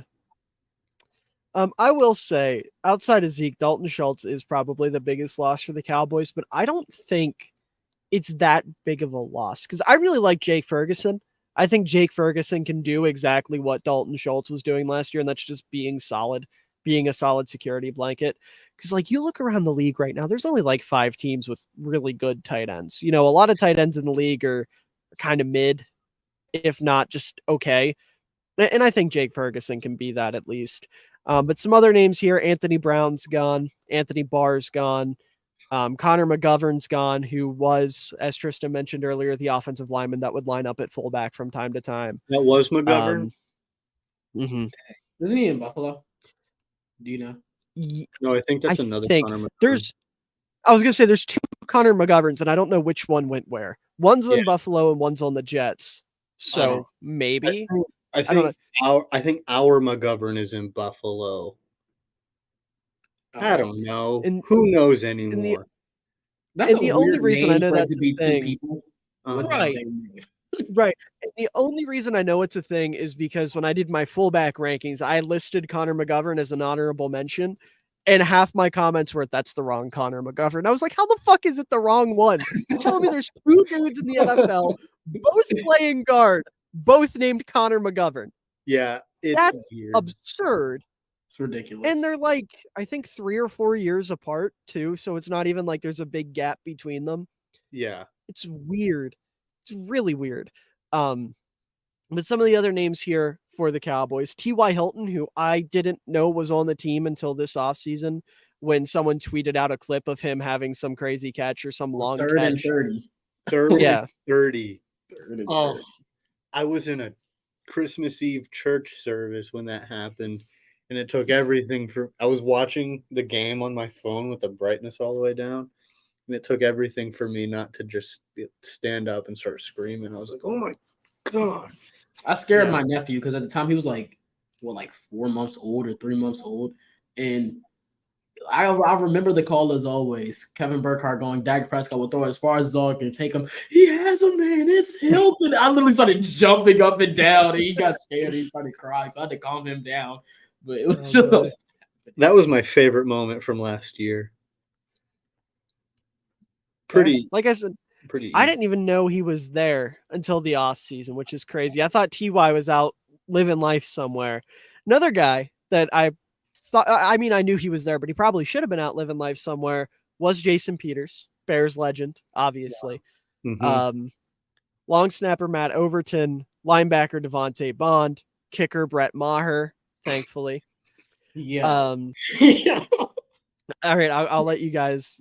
Either of you want to say anything about him, or Dude, seeing Maher miss kicks in the preseason game, that made me really sad. Same. Because it was a little bittersweet because my friend's a Broncos fan, so I troll him about it all the time. But I'm like, yo, he really lost his mojo because he was really good during the regular season. he was so good. He was so good. And then what was it, like 5 missed PATs in a row, and then he finally got one, and then he gets cut, signed by the Broncos, and then misses his first kick back. That was just, I can't imagine. And like, people don't talk about this enough, where it's like the mental strain that had to have had on him, just psychologically, mentally. Like he was, I'm not going to say he was a top kicker, but he was very good. And then just something happened. It cannot be easy. It can't be easy for him mentally to have gone through that. And then to have it continue into the next season, that's horrible. I feel so bad for him. that's why kicking's so tough. It's all mental. Like you Mhm. said, as soon as you get in the mindset of like, and I'm not speaking from experience, obviously, I've never played kicker, but like from hearing them talk about it, once you get in that mindset or that idea of, I'm missing kicks, it just keeps happening. You just keep missing them because you don't think you can make them. It's probably the most mentally draining position in the sport, and people don't talk about that enough. Yeah, because it's like one sliver of doubt and you miss the kick. You have to be like, that's the thing about Justin Tucker, is he's always so calm, so cool, and so collected. And you just know that he walks out there with a little bit of swagger. God damn it. He walks out there with a little bit of swagger, and you're like, all right, 67 yards to have the Ravens win, easy. And then it's like you see a kicker that kind of walks out there a little bit anxious and is like, he's going to miss. It's just, you pretty much know just from the way that they walk out onto the field. Another example of that, right? Cairo Santos, current kicker for the Chicago Bears. He was on pace I think he tied a franchise record and then was on pace to set an NFL record for consecutive kicks made back in Justin Fields' rookie year in 2021. And then Matt Nagy, the beautiful, beautiful human he is, said, hey, we're about to lose this game against the Pittsburgh Steelers. Can you kick a 70-yard field goal for me? And like, no, he can't. No kicker in the league is kicking a 70-yarder, but he tries it anyways. Cairo misses it. And he went from almost having an NFL record to now being one of the most like wishy-washy kickers in football. And, this is a guy that Bears fans loved because after the whole Cody Parkey thing, we finally had a consistent kicker, somebody we were happy with. Now it's like he's competing for his job with a UDFA out of like Syracuse, and The Bears are bringing in left-footed kickers, trying them out, and doing all this different stuff to doing all this different stuff to like test him and see if he still has it. I can't imagine the toll mentally that it takes on a kicker, because they get the worst fan reactions out of everybody too. Because you look at it and a lot of the casual fans are like, this guy has one fucking job and he can't do it. Well, that one fucking job's a lot harder than people think it is. And that's another thing is I always see people like, how can you be a really good kicker in college and then suck in the NFL? It's like, well, in the NFL, the stakes are way, way higher. Like in college, you have the college kind of support group where it's like, you know what, man, it's okay. You're going to be fine. Just calm down. Let's relax. Let's watch film, see what happened. And then in the NFL, it's like if you miss one big kick, you're pretty much guaranteed to get cut. Yeah. And you miss out on millions of dollars over one play. It's absurd. Because kickers and running backs are super disposable. Kickers are a lot more hard, like they're a lot harder to find to be more consistent, I think, than running backs. Because like running back, I need you to go out, get 50 yards this game. You can do that. Kickers, it's like, I need you to nail a game-winning field goal this like week 1, week 10, week 16. Not all of them can do that. But if you don't do it, then you're the reason that the team lost. Well, you're not the reason, but you're part of the reason that the team lost. And people they don't let that down because it's so easy to point the finger to like, you missed that field goal. We lost because of it. We should just cut you. Yeah. Yeah, it's incredibly tough, and it's really upsetting to see, but unfortunately it's how things are, and probably how things are going to continue to be for kickers, because I don't know if kickers were to unionize like running backs are, if they'd get the same kind of fan support. They wouldn't. Yeah, because the fans, they look at running backs and it's all these guys are taking a beating and they're still not getting paid. And sure, that's not a slight at running backs, right? It's just, I feel like fans are a lot more sympathetic to running backs because they're also like the superstars. Like, unless Justin Tucker came out and was like, hey, kickers have it really hard, man. Maybe we should do something about it. Then I think everybody would be on board. But if it was like, I don't know, Younghoe Koo or Matt Gay or something came out, I don't think fans would be as receptive to it. I think the only two people that would be able to do that are Justin Tucker and Pat McAfee. Oh, absolutely. If Pat McAfee was like, you guys need to listen to kickers and punters, people would start listening to kickers and punters. Yeah. So, yeah, maybe there's something there. Or maybe kickers and punters just need to start acting cockier. Like, we just need more kickers and punters that are like Tucker and McAfee. They come out, they're strutting, they hit a kick, they strut off the field, they do a little dance, do something like that. Maybe that's the other thing. I think the reason that they don't is because if they strut on and then miss, then it's very, very high risk. I fully understand. It's 100 times worse than if you strut on. Like it's 100 times worse than if you were to just walk on, kick, miss, walk off. If you like strut on and then you miss a game-winning field goal, then you will live in infamy forever. It's going to be bad. God, it's like that video. Who was the Lakers player like a long time ago in the last like 8 years that shot the ball and then turned around and went like this and it blinks off the rim? Yeah. I mean, that would be the football equivalent of that. So no, I mean, it's high risk, but I'm sure fans would start giving a shit about kickers if they started acting like, I'm not saying every kicker has to be, crazy personality like Pat McAfee, because it seems like most kickers aren't. Most kickers seem to be quiet and reserved, but I feel like if more of them were more animated, for lack of better words, I think fans would care about it a little more. Like a Marquette King type. Yeah. More swagger. There you go, yeah. I need to see even if you're not I need to see Harrison Butker kick a kick, and before it goes through the uprights, he needs to hit a backflip. Oh, dude, that would be so tough. That would be so tough. Just as soon as the ball leaves his foot, just boom. one fluid motion. Yeah. Like he uses the momentum of his leg going upward to flip himself. Put that man in the Hall of Fame immediately. We need to get him on the phone right now. We do. Dude, we start practicing that today. And We then, know how to make people like you. uh-huh. That's And how then- we open that. And, It's and just then the give us game-winning the drive. cut It's ball, like, Mahomes behind the back pass sets up a Harrison Butker backflip field goal.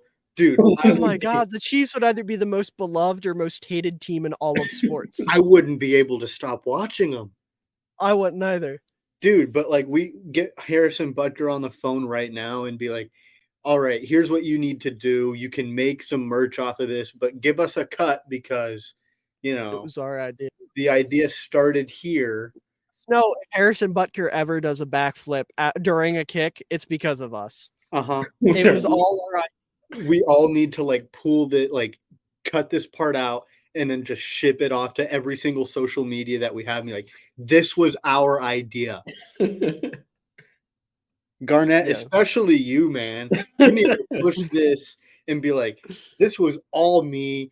This was my idea. You need to give me some money. Like, pay my tuition. Do something, man. Hey, pay my tuition. I'm heavy on that. I got you. But just wrapping up the guys that left the Cowboys real quick. Nobody else crazy. Aviante Collins, the guard. I think that's how you say his name. I don't know. I suck at names. Cornerback Isaac Taylor Stewart, excuse me. Tight end Ian Bunting. Defensive tackle Carlos Watkins. Guard Dakota Shepley, which, by the way, if you spell your name as Dakota with a D instead of a T at the end, I hate you. Long snapper Jake McQuaid, and then linebacker Luke Gifford. So who already got random. mentioned. Whoa, I don't even know who you're talking about. What? Yeah, Dakota Shepley. He was a guard. Taylor Stewart for a second. You can, but hold on. This guy, Dakota, Dakoda Shepley. His name bothers me. Why would you spell your kid's name Dakota instead of Dakota? I don't get it. Seeing it written out is like, ugh. Right. But I'm sure Garnett has actual football things to say about Isaac Taylor Stewart. It's not even a football thing to say. It's just Oh, okay, great. It's Even just better. that every time we would load in a draft class, my friend would always draft Isaac Taylor Stewart, and he would torment me with Isaac Taylor Stewart. So when we signed him, I was like, this man needs to make the roster. Like, I need to see this man actually play football. And ultimately, it didn't really happen. I don't even know who that is. I'm going to be honest with you. He went to, it was a yellow and red school. USC? I have no clue. That's where I think it was. It was either USC or Arizona State. Okay. While he looks that up, jumping over to the guys that actually stuck around for the Cowboys, we already mentioned Tony Pollard. But there's one player on this list that sticks out to me because there's a certain someone sitting here with us today that was very adamant about how good he was going to be for the Cowboys last year. Okay. And he did get retained, so he was good enough. But I don't know if he quite hit the expectations that Tristan had for him. Dante Fowler Jr. All right, now let me put you on to something. This Oh, dear 15 God. sack season is coming soon. It's coming soon. Okay. I promised it last year. I'm doubling down this year. This year, 15 sacks, take it or leave it. I'm buying stock into Dante Fowler Jr. Fair enough. Last How year, many sacks did he have last year? I don't have his numbers pulled up. I don't know. I forgot about him mid-season, and then he did something, and I was like, "Oh yeah, I said that about him." I was like, "Oh my god, how can I be so dumb?" We have the best defensive player in NFL history, and I forgot about him. This is crazy. No, he sucks, man. He's terrible. Well, he did get re-signed. Why? Why? I think Jerry Jones saw the video last year and knows it's coming. Well, if he sees it this year, Jerry, I don't like you. I mean, fair enough. I'm not a I don't know a single person who does. Steven, probably. Well, Steven Jones. Maybe. But a couple other guys that got kept around. Leighton Vander Esch, obviously the linebacker. Offensive tackle Terrence Steele.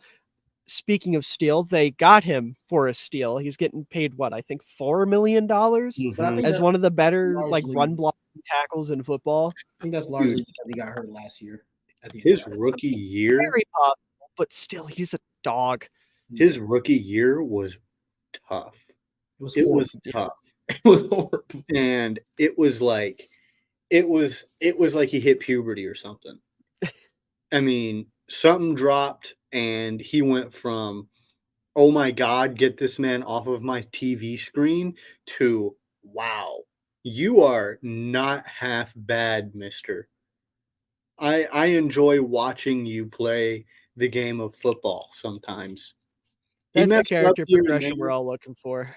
Yeah, he messed up here and there, but it was like he went from not even being a good, like, why would he even be in the NFL, to like he's a good starter.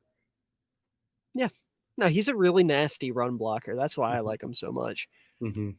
A couple other guys here: Jonathan Hankins, Donovan Wilson, C.J. Goodwin, Cooper Rush, the man, the myth, the legend, Rico Dowdle, center Alec Lindstrom, and then safety Wanya Thomas. I don't know if any of those names jump off the page to you guys as somebody that you think is going to make a big impact next year, but they are all Dallas Cowboys for at least another year. The Cooper Rush narratives were nasty last year. It got into some nasty territory with the Cooper Rush narratives. They were Oh, funny. Lord. They were funny. They though. were pretty funny. Yo, if he would have walked in the Lincoln Financial Field and beat Philadelphia in Philadelphia, I almost wouldn't be able to defend him. I almost wouldn't be able to defend that. Yeah. He was able to walk into the Lincoln win that game. Yeah, when we lost that game, I was actually kind of relieved. I was too. I was like, dude, oh my gosh, thank you. Now it can end. David, can you read off those names one more time for me? There was one that I liked. Yeah, sure. So after Dante Fowler Jr., I had Jonathan Hankins, Donovan Wilson, C.J. Goodwin, Rico Dowdle, Alec Lindstrom, and then Wanya Thomas. Donovan Wilson. Okay. Donovan Wilson. He's a key part to this defense. Yeah, for sure. 1 year too early on the Donovan Wilson breakout. I think I said it going into 2021, and then I think he got hurt or something that year, and then 2022 he was like really good. So I think he's going to be really good again this year. Yeah, I think that even as a rotational piece, he would be really good. I think he's still going to start this year, but if we do decide to use him more as a rotational guy, I think that he can make a pretty big impact, especially beside Malik Hooker. I think that's going to be that's a good a safety. That's a good safety room. For sure. But from there, talking about the additions, we already talked about Stephon Gilmore. Great trade for the Cowboys. Going to be a massive part of the defense. Someone we didn't talk about, though, and I think is just as impactful, is Brandon Cooks, who is one of the more underrated players in all of football. Mr. Consistent, somehow only 30 years old, even though it feels like he's been in the league for 15 years at this point. He's been on like 7 teams.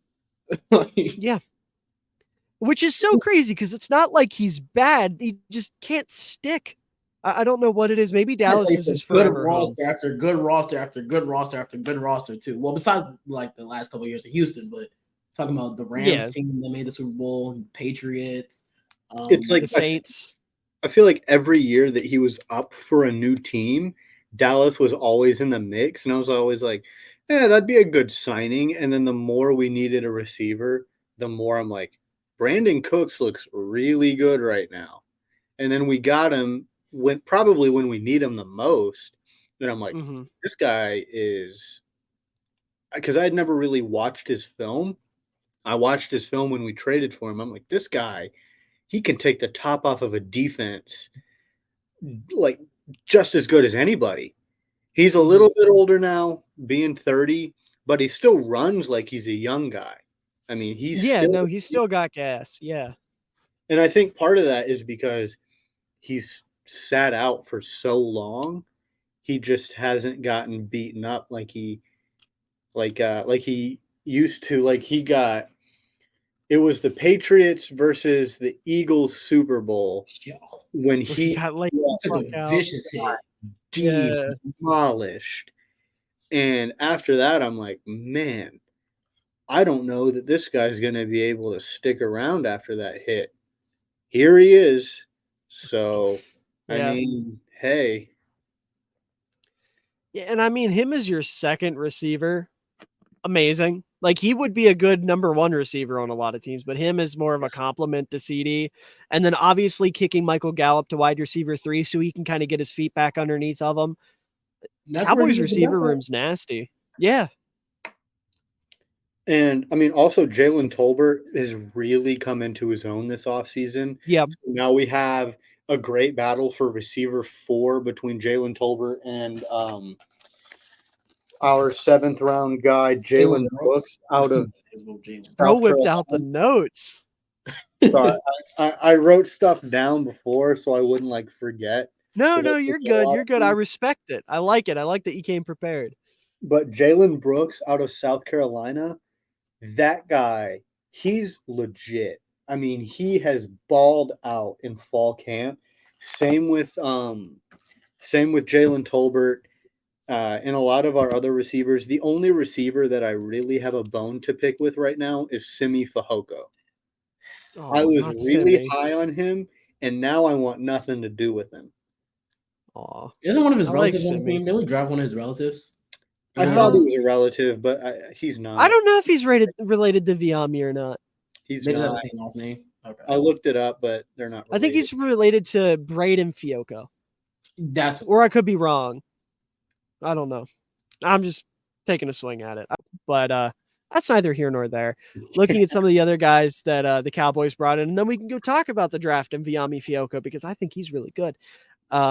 Couple other names here. Ronald Jones, we already mentioned, got suspended, might not make the team.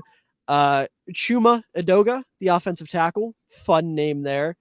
Trent Sieg, quietly one of the better long snappers in football. Really good, like sneaky pickup by the Cowboys there. God, that's how you know we're getting deep into this. We spent 20 minutes hyping up a fullback, and now I'm getting excited about a long snapper. So, David, your thing is fullbacks.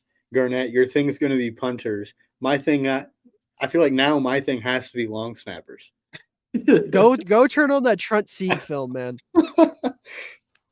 It could You just got to be get deep into it. It could just be the triangle of whatever the hell. We are the Triforce of underrated football players. That's That's what we are. We each make up part of the Triforce.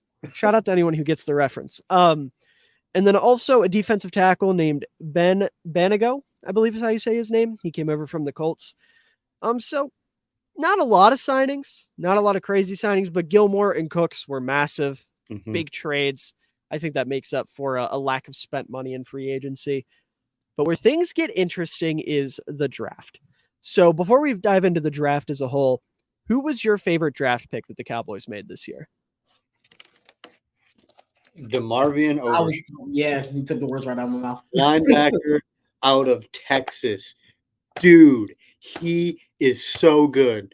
I watched a lot of Texas games last year reluctantly. I'm not a Texas fan. I actually hate Texas quite a bit. Okay. Every game, his name was called a dozen times. Man, he's good. Obviously Deuce Vaughn. That was a great pick. Everybody's favorite pick. Yeah. Yeah. I feel like that was just like all 32 teams were like, good for Deuce. Like, good for the Cowboys for getting Deuce. Good for It was Deuce. a match made in heaven, yeah. Yeah, especially because his dad's a scout. Like, it just works. Yeah, they kicked him out the room for that pick. It was I mean, it just works. It's great. But I think DeMarvion Overshown is my favorite pick so far. He just flies around the field. We need to put him in number 0. We need to put him in number 0. He I don't said he know has why. to earn it. Yeah, but come on. Just put him in there already. Is he playing linebacker for you guys? Okay. Yep. I heard some stuff about him maybe playing safety, so I wasn't sure.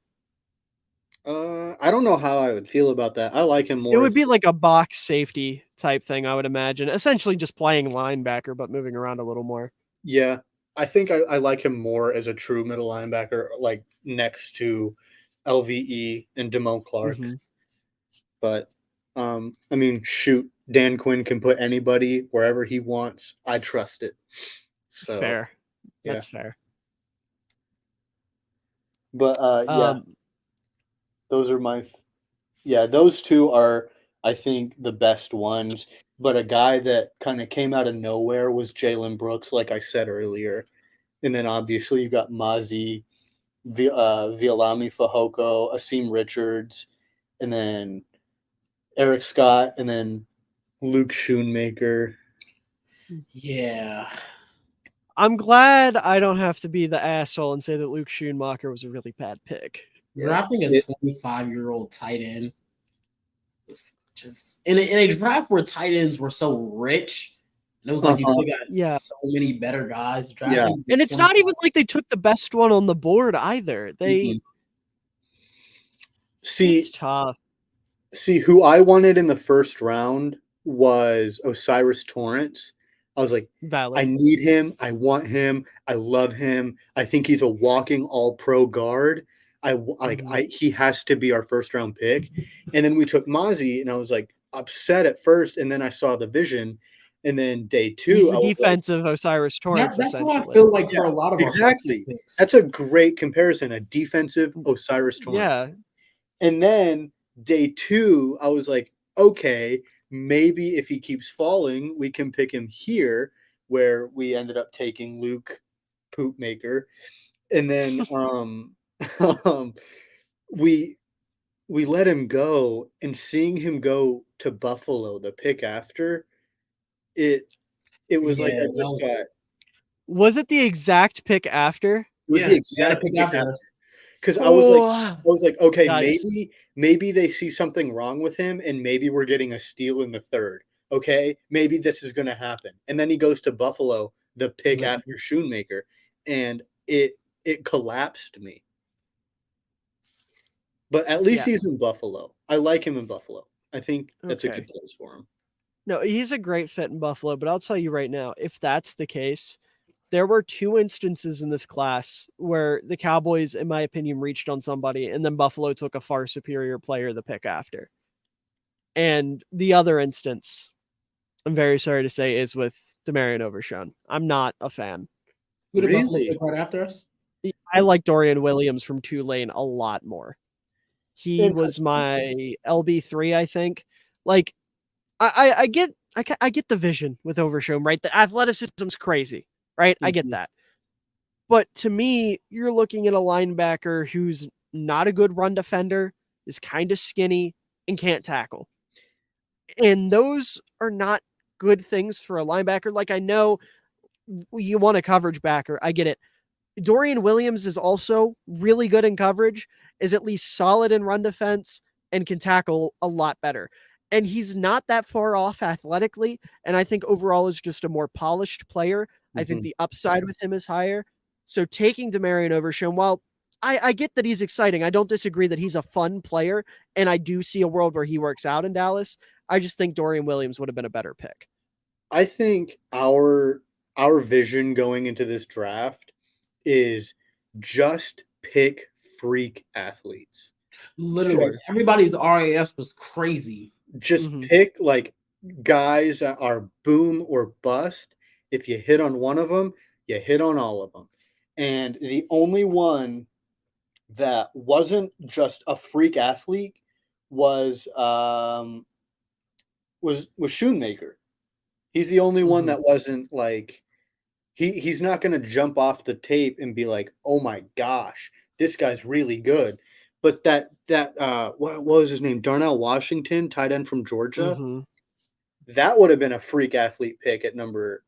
It would have been a much better pick. Second round. And he ended up falling to a couple rounds later to Pittsburgh, but I would have been okay with taking him in the second round over Schoonmaker. But yeah, I think our vision going into the draft was just pick freak athletes, because I mean, we got freak athletes all over the field, especially with the captain of our defense in Micah. I mean, you want to talk about, I think we're trying to get Micah 2.0, but just in different positions around the field. and I don't know that it's going to work.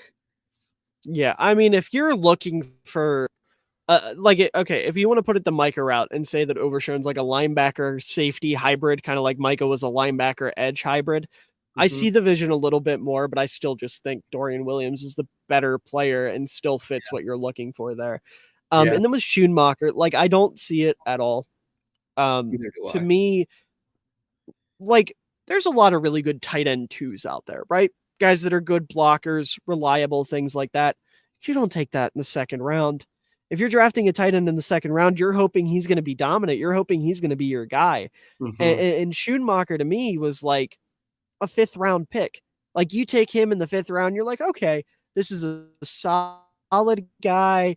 He's going to be decent at everything, not great at any one thing, and can just be consistent. In the second round, you're taking him to compete with Jake Ferguson as your number 1 tight end. And see it. We drafted the 3rd best tight end on our roster. Say that again. Round. You lagged. I said we're drafting the 3rd best tight end on our roster in the 2nd round. Oh yeah. It's and the thing that I agree. The part I don't understand the most is if we needed a tight end that much, why not pick one in the 1st round? Because we can fill out and get our run defense better in different ways. It didn't have to be Mozzie. If we needed a tight end that bad, I really thought it was going to be Michael Mayer. Yeah, why didn't we go with Michael Mayer? I'm not high on him. Which would have been perfect because Michael Mayer reminds me so much of Jason Witten. Really? I didn't watch much Michael. I didn't watch much tight end. I see a lot of Jason Witten and Michael Mayer. I liked Mayer better than Kincaid, in my opinion. I did too. I was obsessed with Kincaid. I like a tight end that can block. I want my tight end to be able to block. I drafted Kincaid to my fantasy team, and I cut him yesterday because I was like, this guy's not gonna do anything. Yeah, Kincaid's just a fat wide receiver. I don't. That's exactly what Buffalo traded up to get him. Yeah, because they need their pass catching weapon. Yeah, and even then, I think there were still receivers on the board that they could have taken that would have fit that better. But obviously, that's a different conversation for a different time. Yeah. I like overall. I like what the Cowboys did. Like Mozzie was a fantastic pick. Mozzie was one of my favorite players in the class. Dallas really needed that presence on the interior defensive line. Yami Fiocco, I like, is almost like the 6th man on the defensive line, just a good rotational piece that's going to sub in and be consistent. Asim Richards, I'm a UNC fan, so I think he's a good enough developmental lineman. Eric Scott is exciting. There's definitely traits there you can like. Deuce Vaughn was one of my favorite players in the class, as with everybody. And if he plays the way he did in that first preseason game, he's going to be a star.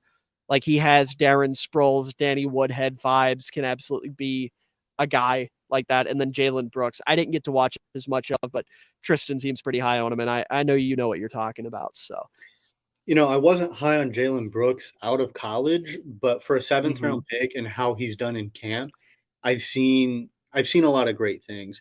And I I talk about Asim Richards real quick? Yeah, go for it. So he played tackle at UNC at a very high level. He was a very good tackle.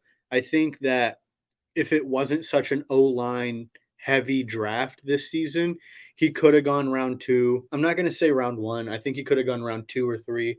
We got him in the 5th.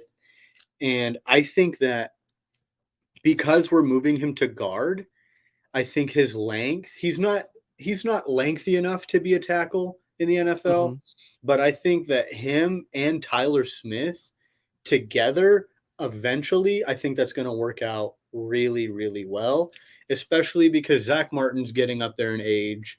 So we got to talk about Zach Martin and Tyron Smith eventually retiring. They're probably going to retire together. I think Asim Richards kicking into where Tyler Smith is, and then Tyler Smith going to where Tyron Smith is. I think them pairing together in the future will work out pretty well. So I'm high on that pick as well. You just put in a dark day in my head where Tyron Smith and Zach Martin both are in Cowboys. Yep. It has to be said, man. It has to be said. It's coming. I thought I wasn't going to see the day Travis Frederick was at the Cowboys. And that was something else. yeah, Especially considering he retired at what, 29? Yeah, he retired before 30. I don't know Because exactly it was the his age. back, right? Or was it He his had- neck? I think he had like, maybe I'm making this thing completely up, but I believe what it was is like a muscular thing. Okay. I think. Let's look that up real quick, actually, because I'm curious now. but yeah, The guy I really wanted in the first round for it says he retired at 29 after a nerve disorder. He could no longer perform. He said, I can no longer perform at my highest level, even though he went to his 5th Pro Bowl last season. So it was a nerve disorder that retired him.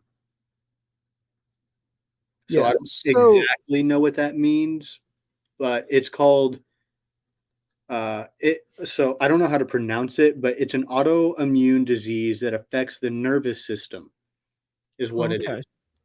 Yeah. So on a lighter note from that, Garnett, I'll let you say your piece in a moment, but while we're on the topic of Travis Frederick, I just Googled it. I found out Travis Frederick's a D&D nerd, and I love that. Is he actually? Yeah, he is a co-founder of some company that essentially helps people find other people to play D&D and other tabletop role-playing games with. What? That's crazy. Yeah.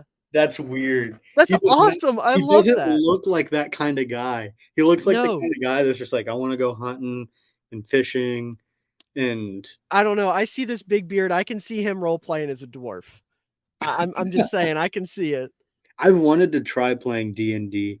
I haven't gotten around to it. And not to get too off topic, I just got into it back in like April, and it is the most fun thing in the world. Really? I love it. Yes, I love it. I want to try it. It's so fun. I would definitely recommend it if you can find a way to.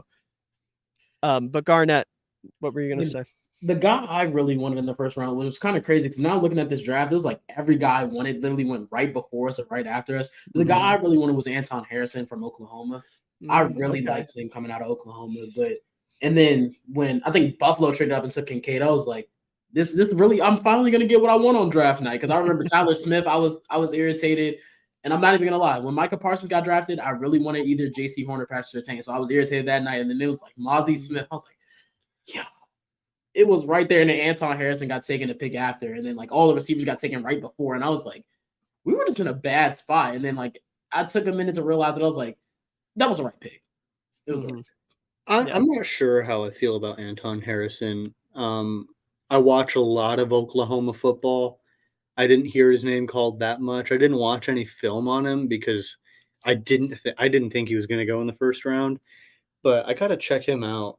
I really do, because I mean, OU typically breeds pretty good offensive linemen. I mean, he's just Mr. Consistent. Doesn't have anything that like jumps off the page at you, if you ask me. But he also doesn't have any like real weakness. Yeah. The biggest issue I would say with him, and this is just a personal thing, is you want to have a mean streak in your offensive lineman, right? Mm-hmm. Like you want an offensive lineman that wants to go out and eat somebody. And he doesn't really have that. He's more of the like, I'm just going to protect you. I'm not going to actively attack you type of lineman. And some people might prefer that. That's fine. That's not necessarily a bad thing. It's just a preference I have. He's less of a Tevin Jenkins and more of like, shit, I don't even know a good example, but you get my point. He shut down somebody today. I think it was today or yesterday, and they had a joint practice with the Lions. Somebody tried to do a spin move. I want to say it was Aiden Hutchinson. I might be wrong. He like completely like just... If it was notable, I would assume it's probably Hutch. Yeah. Because no one else on that Lions defensive line's notable. If you came out, he shut down Charles Harris, no one's going to be like, oh, shit. It's going to be like, oh, okay. You know, dude, like... who? Oh, my gosh. I'm blanking on that name that the Bears got in the first round. Darnell Wright. Darnell Wright versus Aiden Hutchinson. Dude, inject that into my veins today. I love Darnell Wright, dude. Oh, great. Darnell Wright was my OT1 before the Bears drafted him. And I wasn't as high on Darnell Wright as most people, but he's honestly impressed me a lot, especially in that preseason game. I mentioned I was watching Bears Titans earlier, and he was really moving. Like Oh yeah. Really moving. Seeing him complete the wide receiver conditioning drill, that just kind of solidified, like, okay, this guy. And the fact that he did that and he's still like a thick lineman with a little bit of meat on him, Yeah. it's over, dude. He's Mhm. gonna be a dog. Yeah. Um, That's an exciting pick. mhm.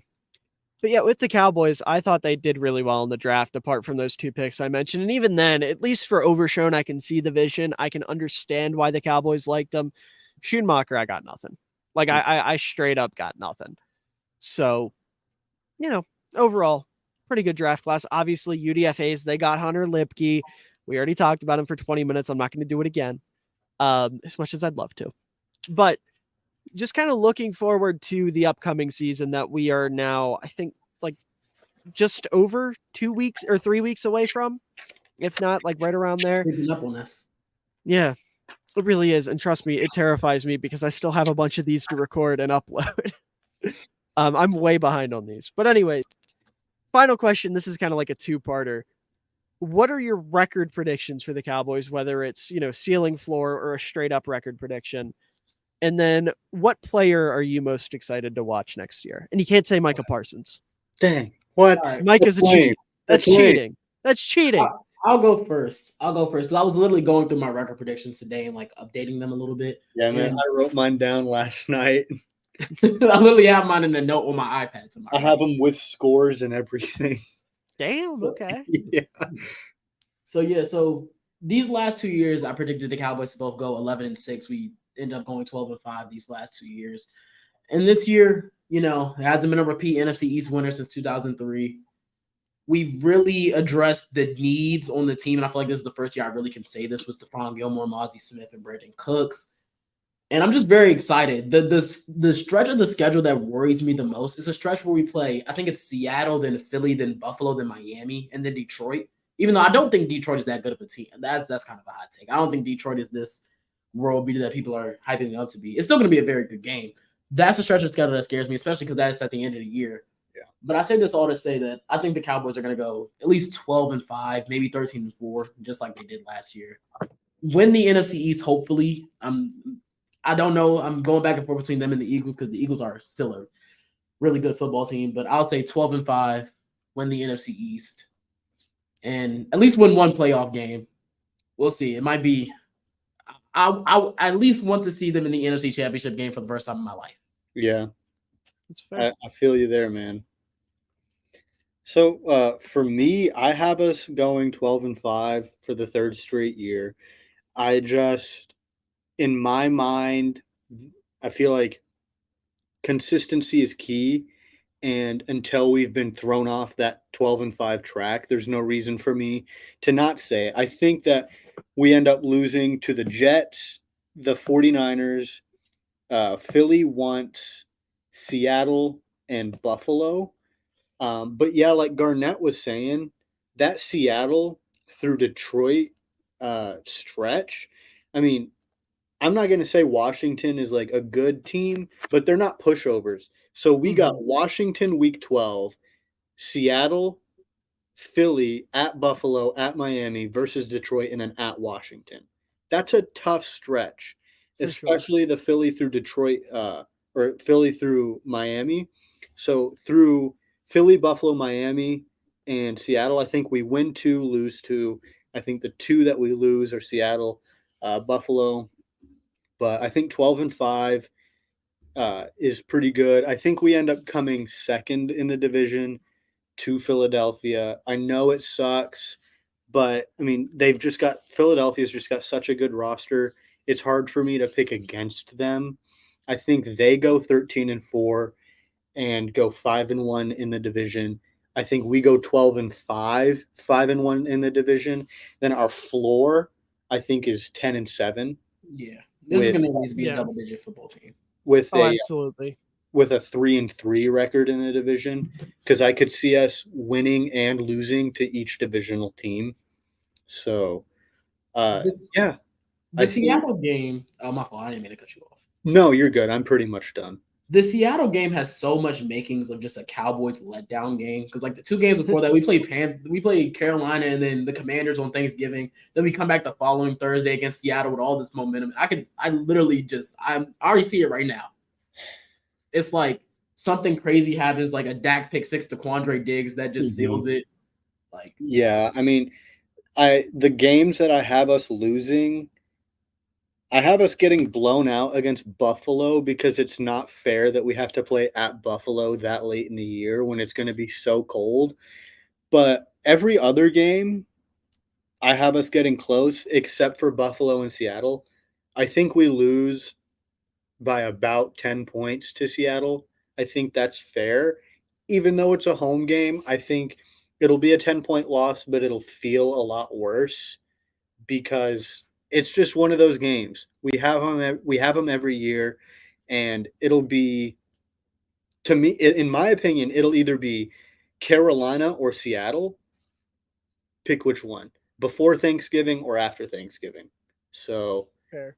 I think Seattle is just better equipped to beat us. and then we're gonna come out the next week after Seattle against Philly on a Sunday night and just blow them out. Like that's just what the Cowboys do.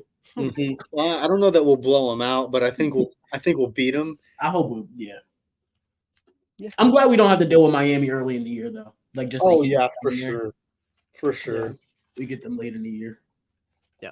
That Tyreek Hill Trayvon Diggs matchup, Cinema. At least we dude. get at least instead of it being Nashawn right on the other side with Jalen Waddle, it's Stephon Gilmore. Me personally, though, I agree with the whole 10-win floor. And truthfully, I don't see a weakness in this Cowboys team. Like, I know the Cowboys will be the Cowboys and they'll do some goofy shit. But I think this team could win as many as 14, 15 football games. Wow. Like, yeah, I Yeah. That No, makes I was being optimistic. That makes me feel really great, David. I'm not gonna lie. I mean, the defense, like I already said, is going to be absurd. You've got a top 10 quarterback. I don't care what anybody says. Dak is top 10. okay. You've got a good run game. You've got a good group of receivers. The offensive line is good across the board. The only thing I'm worried about is Mike McCarthy. That is the caveat. I am worried about Mike McCarthy. However, like you guys said earlier, it's been a while since he's called plays. Maybe he's picked up a thing or two. Maybe he can be okay. And as long as he's better than what Kellen Moore was doing last year, as much as I like Kellen Moore, I wouldn't be surprised to see them win. Like I said, 14, 15 games. Now, actual prediction, I think they'll land more around 12, 13. But their ceiling's pretty fucking high. Yeah. This is going to be a really good football team. And it doesn't help that we have the second hardest schedule in the league. Mhm. But like what you were saying about Mike McCarthy, in my opinion, bad coaches don't win 12. Bad head coaches don't win 12 games 2 And years that's in a fair. row. That's So fair. I don't think he's the best, but I don't think he's bad. I used to I think think he was he's a bad mid. head coach. The I way used I to feel think he about was- McCarthy is the same way I feel about Zach Taylor. I used to think Zach Taylor was a bad football coach, and now I don't think he's as bad. I still don't think he's good. Yeah, I don't think no. he's as bad because he's just continuously pumping out these Bengals rosters to win. Because here's the thing, right? Mike McCarthy is at least good enough of a coach to realize, hey, maybe I should step back and let everybody else carry, like especially on defense with Dan Quinn. Because you have a lot of head coaches who would want to step in and kind of mess with that, and I don't think he does. I think he just kind of lets Dan Quinn do his own thing.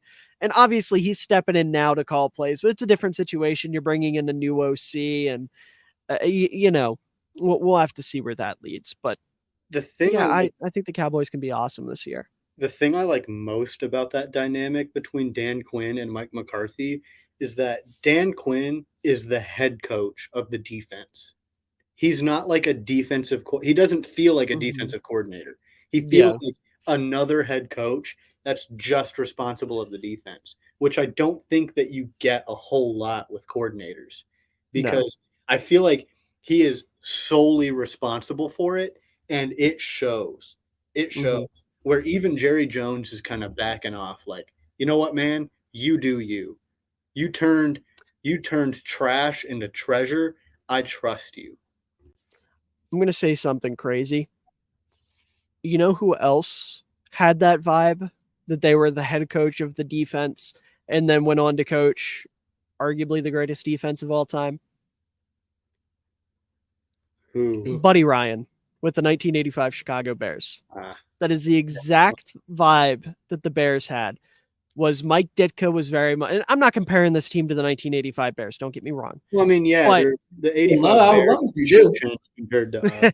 So. No, I think this defense is going to be incredible, but 85 Bears are a whole different beast. My point with that is we have seen a lot of examples of this type of dynamic where the head coach is hands off with the defense.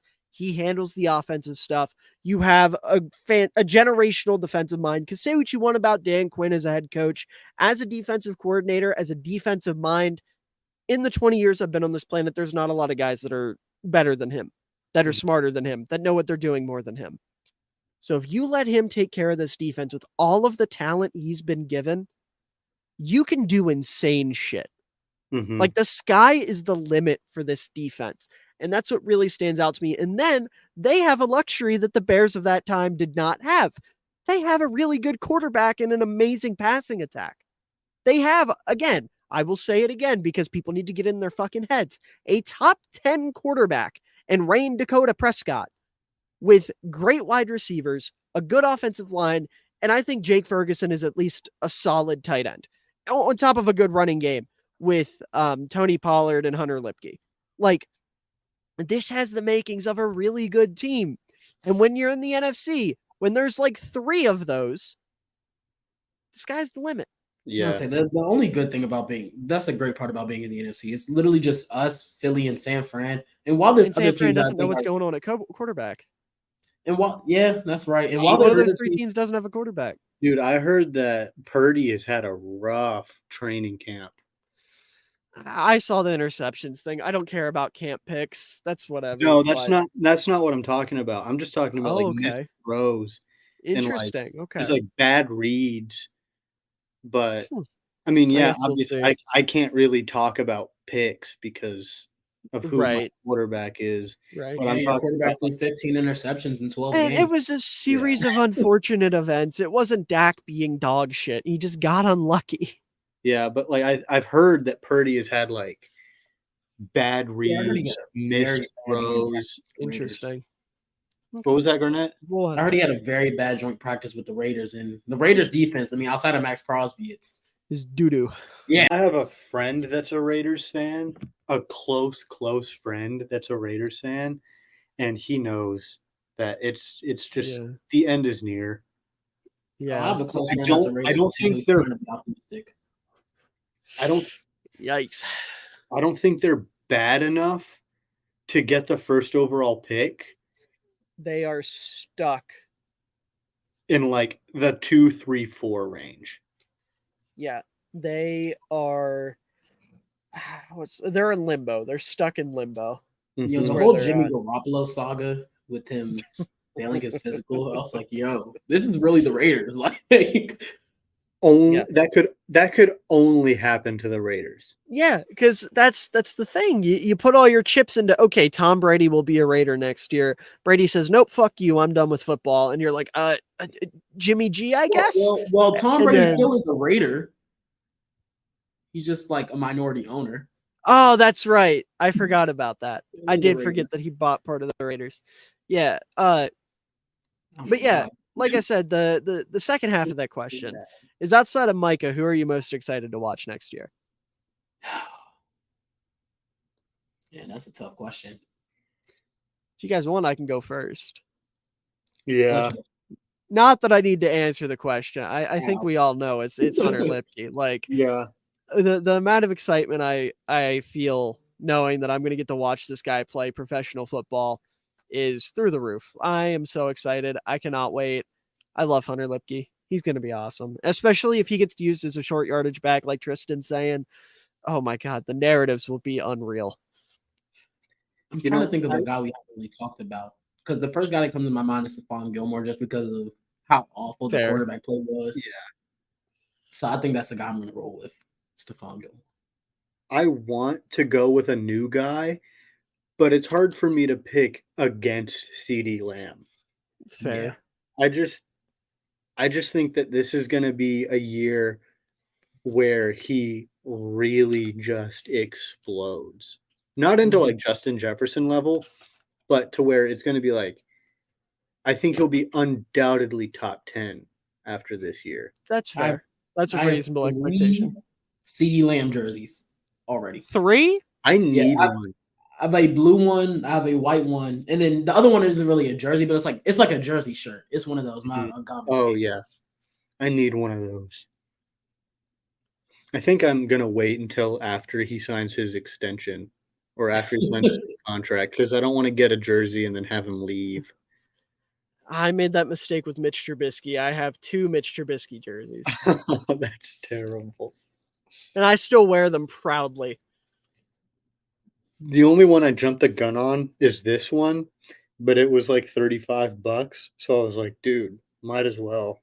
Plus, it's Micah. Like, Yeah. he's gonna be a Cowboy for life. I do have a Leighton Vander Esch jersey, but that Really? it was after his rookie year. And I think my mom got it for me for Christmas. You couldn't pay me to wear a Vander Esch jersey. I haven't worn it Really? since. I love Leighton Vander Esch. No matter how good he is, you couldn't pay me because, I mean, there's nothing flattering about the guy. People My are mother like, loved his "Who's neck. that?" Like He's like a classic linebacker with a cowboy collar. What's not to love? no, I agree, but like if you're like hanging out with people and you're like at a sports bar or something, and somebody who like almost knows the Cowboys, they're gonna be like, "Who's that on your jersey?" Like I've gotten that a Then you bunch. gotta say Leighton freaking Vander Esch. Like, do you not know? Do Dude, you not okay, know? I'm Yeah. gonna be honest with you. Leighton Vander Esch and Hunter Lipke could be cousins. They really could. They Listen, could be they cousins. are the whitest white men that I have ever seen play this sport. Uh-huh. And like the almost the white you got going on with the mullet. Like that Okay. type of white. Hold on, buddy. I'm not saying that is a bad thing. I'm just saying. It's the same brand of white. Like you got multiple brands of white guy, right? You got the I don't want to say redneck, but also like kind of redneck white that you got going on and they got going on. You got my brand of white, which is just really fucking corny. And then there's like the racist white. I've said this for years. Every white person is white trash. There's just levels to it. It's gas Fair. station white trash, Walmart white trash, and then Target white trash. Why is Target above Walmart? Because the clientele that shop at Target are a little bit more sophisticated. I'm not saying that like if you only shop at Walmart, you're a bad person. I'm just saying the representation that Walmart I mean, fair. gets. Walmart is like feral at night. I've seen a lot of Walmart videos, but like you got the racist white people who are gas station white trash. No one likes them. You have people like me who are Walmart white trash, and then you have, whoever. I don't know. Hunter Lipke. Hunter Yeah. Lipke. Yeah. No, listen, it's those 3 levels and then Hunter Lipke. Yeah. Hunter Lipke is the pinnacle of the white man. Uh-huh. He's the only white man that's not white trash. Him and Kyle Juszczyk. They're the only 2. Yeah, sorry. I didn't mean to slander Juszczyk at all. Mm-hmm. I apologize for that. You're forgiven. And then above them is Harrison Butker after he does the backflip. Oh, yeah. Uh-huh. Absolutely. This has been a fun podcast. Oh no, it's been great. Like I said, I love the chaos. It's great. I love it. By the way, despite us almost going for 2.5 hours, which I think part of that 2.5 hours will be cut out, this still won't be the longest episode. The longest was 2 hours and 40 minutes. What team was it? Team? The Bears. Oh, okay. Oh, yeah, that makes sense. Okay. Yeah. This will probably be the second, though. Right Good. now, the second was Carolina with 218. Good. I mean, we got to represent the 214. Mm-hmm. The 214. Is that what Dallas's area code is? Yeah, we have so many of them. 214 is just where I am. Yeah, that's why. I guess is that why it was so good when Zeke was 21 and Dak was 4? Mm-hmm. Okay. Yeah. That was like the whole thing. It was like, oh my gosh, 214, it's such a big deal. I'm like, who cares? Yeah, It's just it's jersey. fate. Hey, jersey numbers matter. Okay. They do. Like Teddy Bridgewater wearing 50, that matters. That is so ridiculous. Listen, it's a preseason thing. It won't last once he makes the 53, but like it's so funny, and I need to see it for at least one preseason game. No, just my friends about that, and my mind was blown, and none of them cared. I'm like, how do you guys not care that a quarterback, especially Teddy Bridgewater, like a guy that people know? I was about to say it's not like it's like an under the radar guy like Will Greer or something. Yeah, like how is Yeah. he wearing number 50, even if it is just for the preseason? That's Because David insane. Montgomery's wearing 5. Who? David Montgomery. Well, that's a good number for him, actually. I like that. I think that's what he wore in college, if I'm not mistaken. It was either 5 or 7.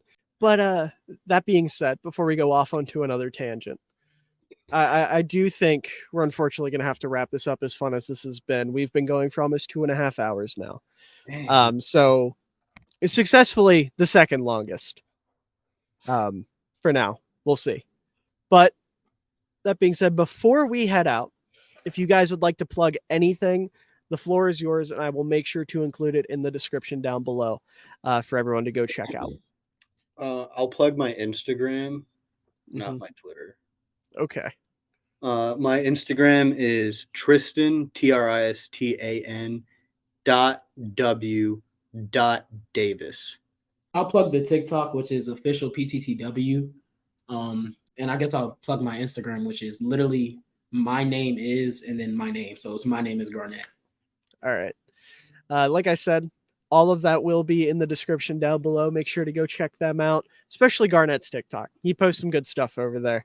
Not that Tristan's Instagram isn't also wonderful, but Garnett's TikTok is at least sports One of my oriented. TikToks was about how it was about to be Ramondre Stevenson season. Now I got to push the Zeke narrative. Oh, that's so sad. I love Ramondre Stevenson. Yeah, I do too, man. I'm big on Ramondre this year. But anyways, like I said, make sure to check them out, and then also check out my links down in the description. I've got 2 different podcasts now. I had one, just started another one. There's Run the North, which is where we talk about everything. Me, the Geek Slays, Jake Talk Sports. Definitely check that out. And then my other podcast, just started it.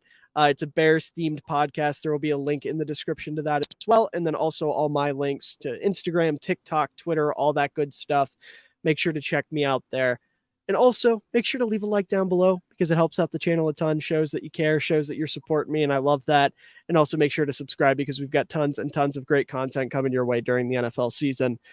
But with all that being said, I think that about wraps us up here. I thank you guys so much for joining me today. I really appreciate y'all taking 2.5 hours out of your day to talk football with me. Hey, man, I wouldn't have it any other way. Fair enough. I love that. And then to everyone out there watching, I hope you all have a wonderful day, evening, night, afternoon, whatever time of day it is for you. I hope you enjoy it because you're all wonderful people and you deserve it.